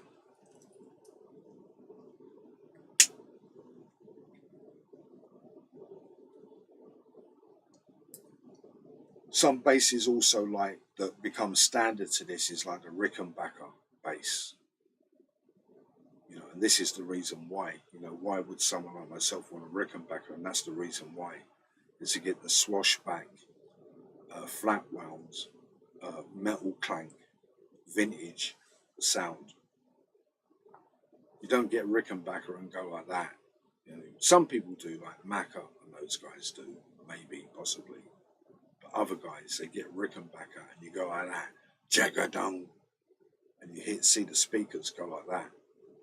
And there's all this weird, like, reverb and clanking that happens to it. And then you got to learn the bass line so the clanking makes sense. You know, you do it and it's clanking. So you've got to do the bass line where the clank fits in.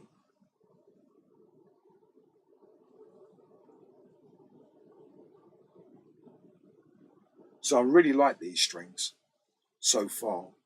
They might break. You never know. They might break.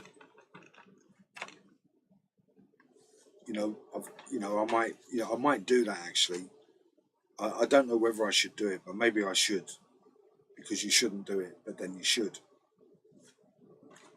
So I might keep a set of spare strings in my bag when I go out in case they break, and then they don't break. But hopefully they don't break, you know. But so far they've been really good. And when it comes to slap, it really makes your bass sound like a really decent vintage bass.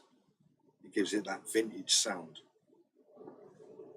It's got a kind of rich, ribbony Fender quality to it.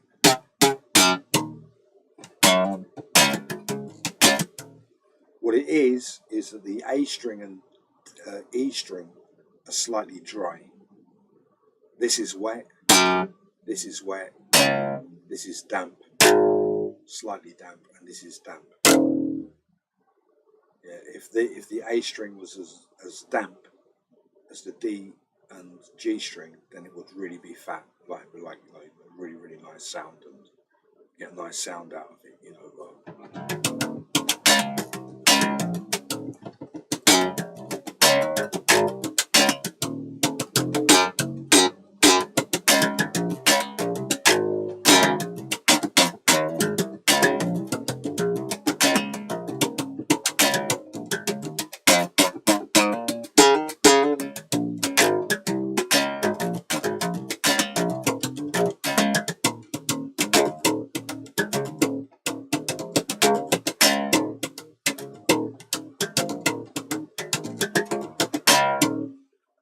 I don't know whether they do any other sizes, but you know, let's say he was into something like Mark King, you would get smaller strings. They would not be as wide as this.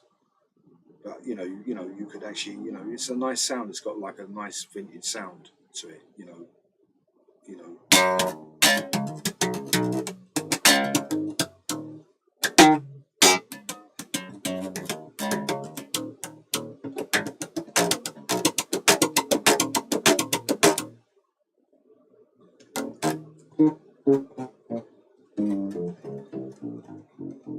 So I took the sponge out just to see what it was like. I haven't played that many tunes, but I played a high effect tune. It sounded really, really good. If it's really, really, I really want it to go right out the park, so to speak. But I've got to get this bass fixed. This is the bass that I want to go right. It's got to go that way. It's only one way the bass line is going to go that way. Then this bass does it. That bass can do it, but it needs fixing. Really, I've got to get this bit bass fixed. So this is good in the sense that I can play a funk tune on it if I need to. So the encore bass is the bass that I've really got to start working on in developing into getting it to sound like another kind of bass. And you never know, I might decide to put these on the encore to see what it does to it, to really, because it might change the sound of the bass somewhat, a little bit. So I'm really, really good with the strings. Didn't buy them because it's product placement. They were better strings that were closer to labello than these strings, but they were nickel, and it was the nickel that was making them have the soft sound. And that's, for me, the fear is rotation. Well, that's it. Okay, guys. Obviously, I can talk about bass for hours. You know that. And shout out to Sheree Reed and all the guys out there. Hopefully, they see the bass line. All the other guys out there, Scott, they see the bass line. Go, oh no. You get Ian. You go, let me try it. You go, wow. Wow, wow, wow, wow, wow. Imagine Ian and those guys. I go, no, Ian, don't play it like this. Come on, man, play it like that. Like this.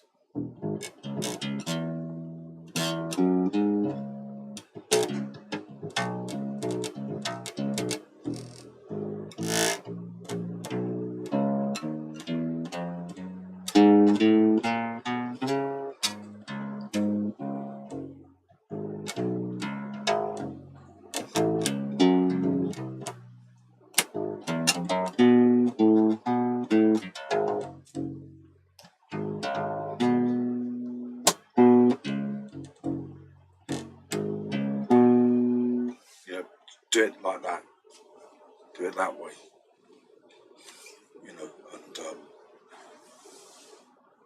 And get the full blast kind of thing. So, okay, guys, that's it. I might do other videos, like I said. The guys out there, as they're saying, MOTOWN.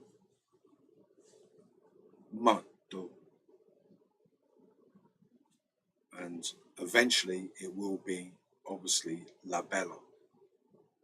And hopefully, for the guys out there like David Oman, because I'll do a video, I've got labello, and you see me going like that. Hopefully, like that.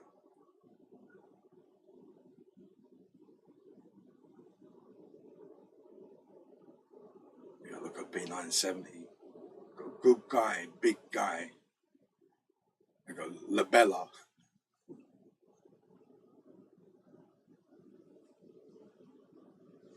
So labella will be not straight away.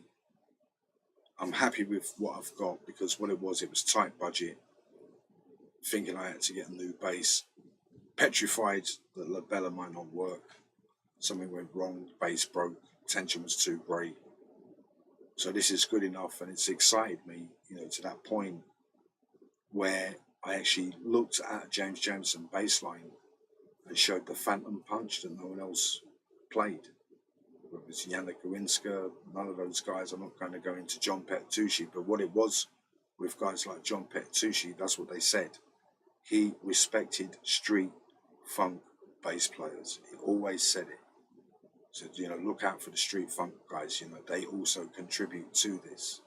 And that's what it is, because you get street funk guy, looks at a bass line, street funk, all right, you don't like it. Hold on, wait a minute. Let me just go like that for a while. You know, like when you get the video and you got the guy and they're sitting on the floor and they use their feet. Like when they hold it down with their feet, and then they start drilling and they move it and they use their feet, and they make like a teddy bear out of a piece of tin foil. So they come to me with a James Jamerson bass line, and the first thing I do is I go like that. I go T break, T break, T break. And you see me with the T break going like that and welding it.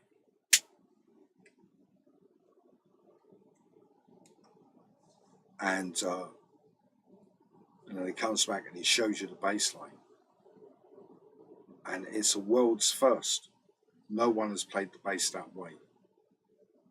No one has played the bass that way. Like guys like John Petitucci, they know it. I'm not saying they don't know it. They know it. It's like, you know, it says you see John Petitucci, like, you know, and you know, wouldn't see him as like a street guy.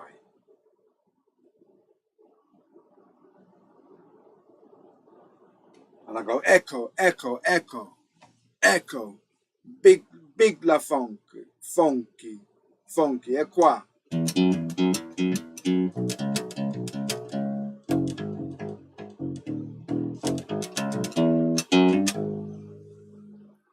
Jackot,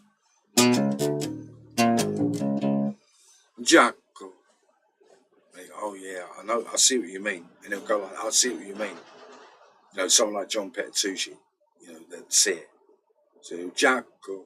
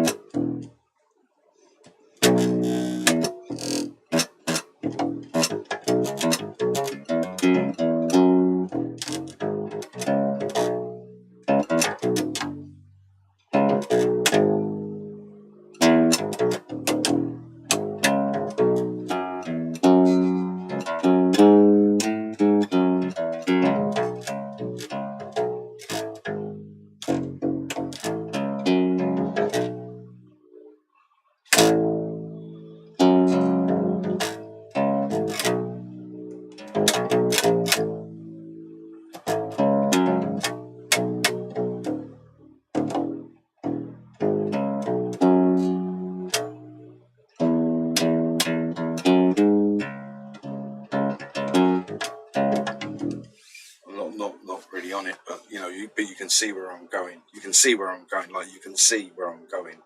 So someone like John Petitucci, I go, look, echo, guardi, oh guardi, echo, e guardi.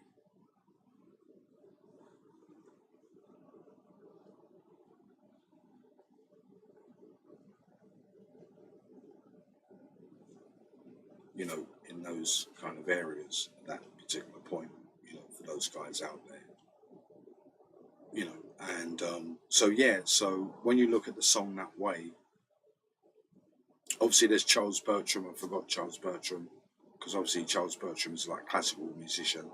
So again, with Charles Bertram, they'd be really interested in seeing that again. You know, when they came in, I think it's like Scam. You know, those musicians that are scam artists, and you know the scammers and all that. You know, you've got a few of them now where they're like that. You know, and you know. Anyway, so yeah, so for Charles, because he's classically trained.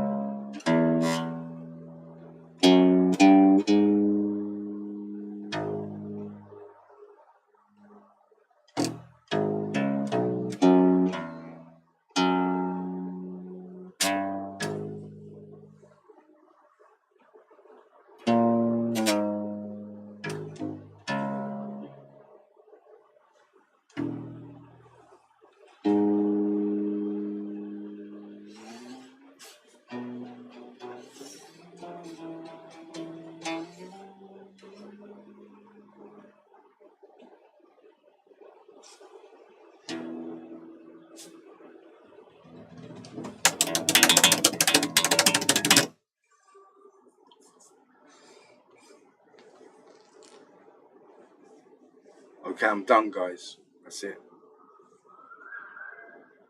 Thanks for all the guys watching, obviously, and I think I'm going to do the Rick Astley cover. I want to do that. And obviously, I'm obviously going to, you know, I've done that now, but I'm going to actually try and do a version one day on that, get really into it. And hopefully between now and then, maybe another Bulak's formula comes up. So when I do it by then, you know, it's like, you know, in a really good position, hopefully, maybe more than, you know, than now. Maybe not, maybe less, you never know. But anyway, guys, thanks.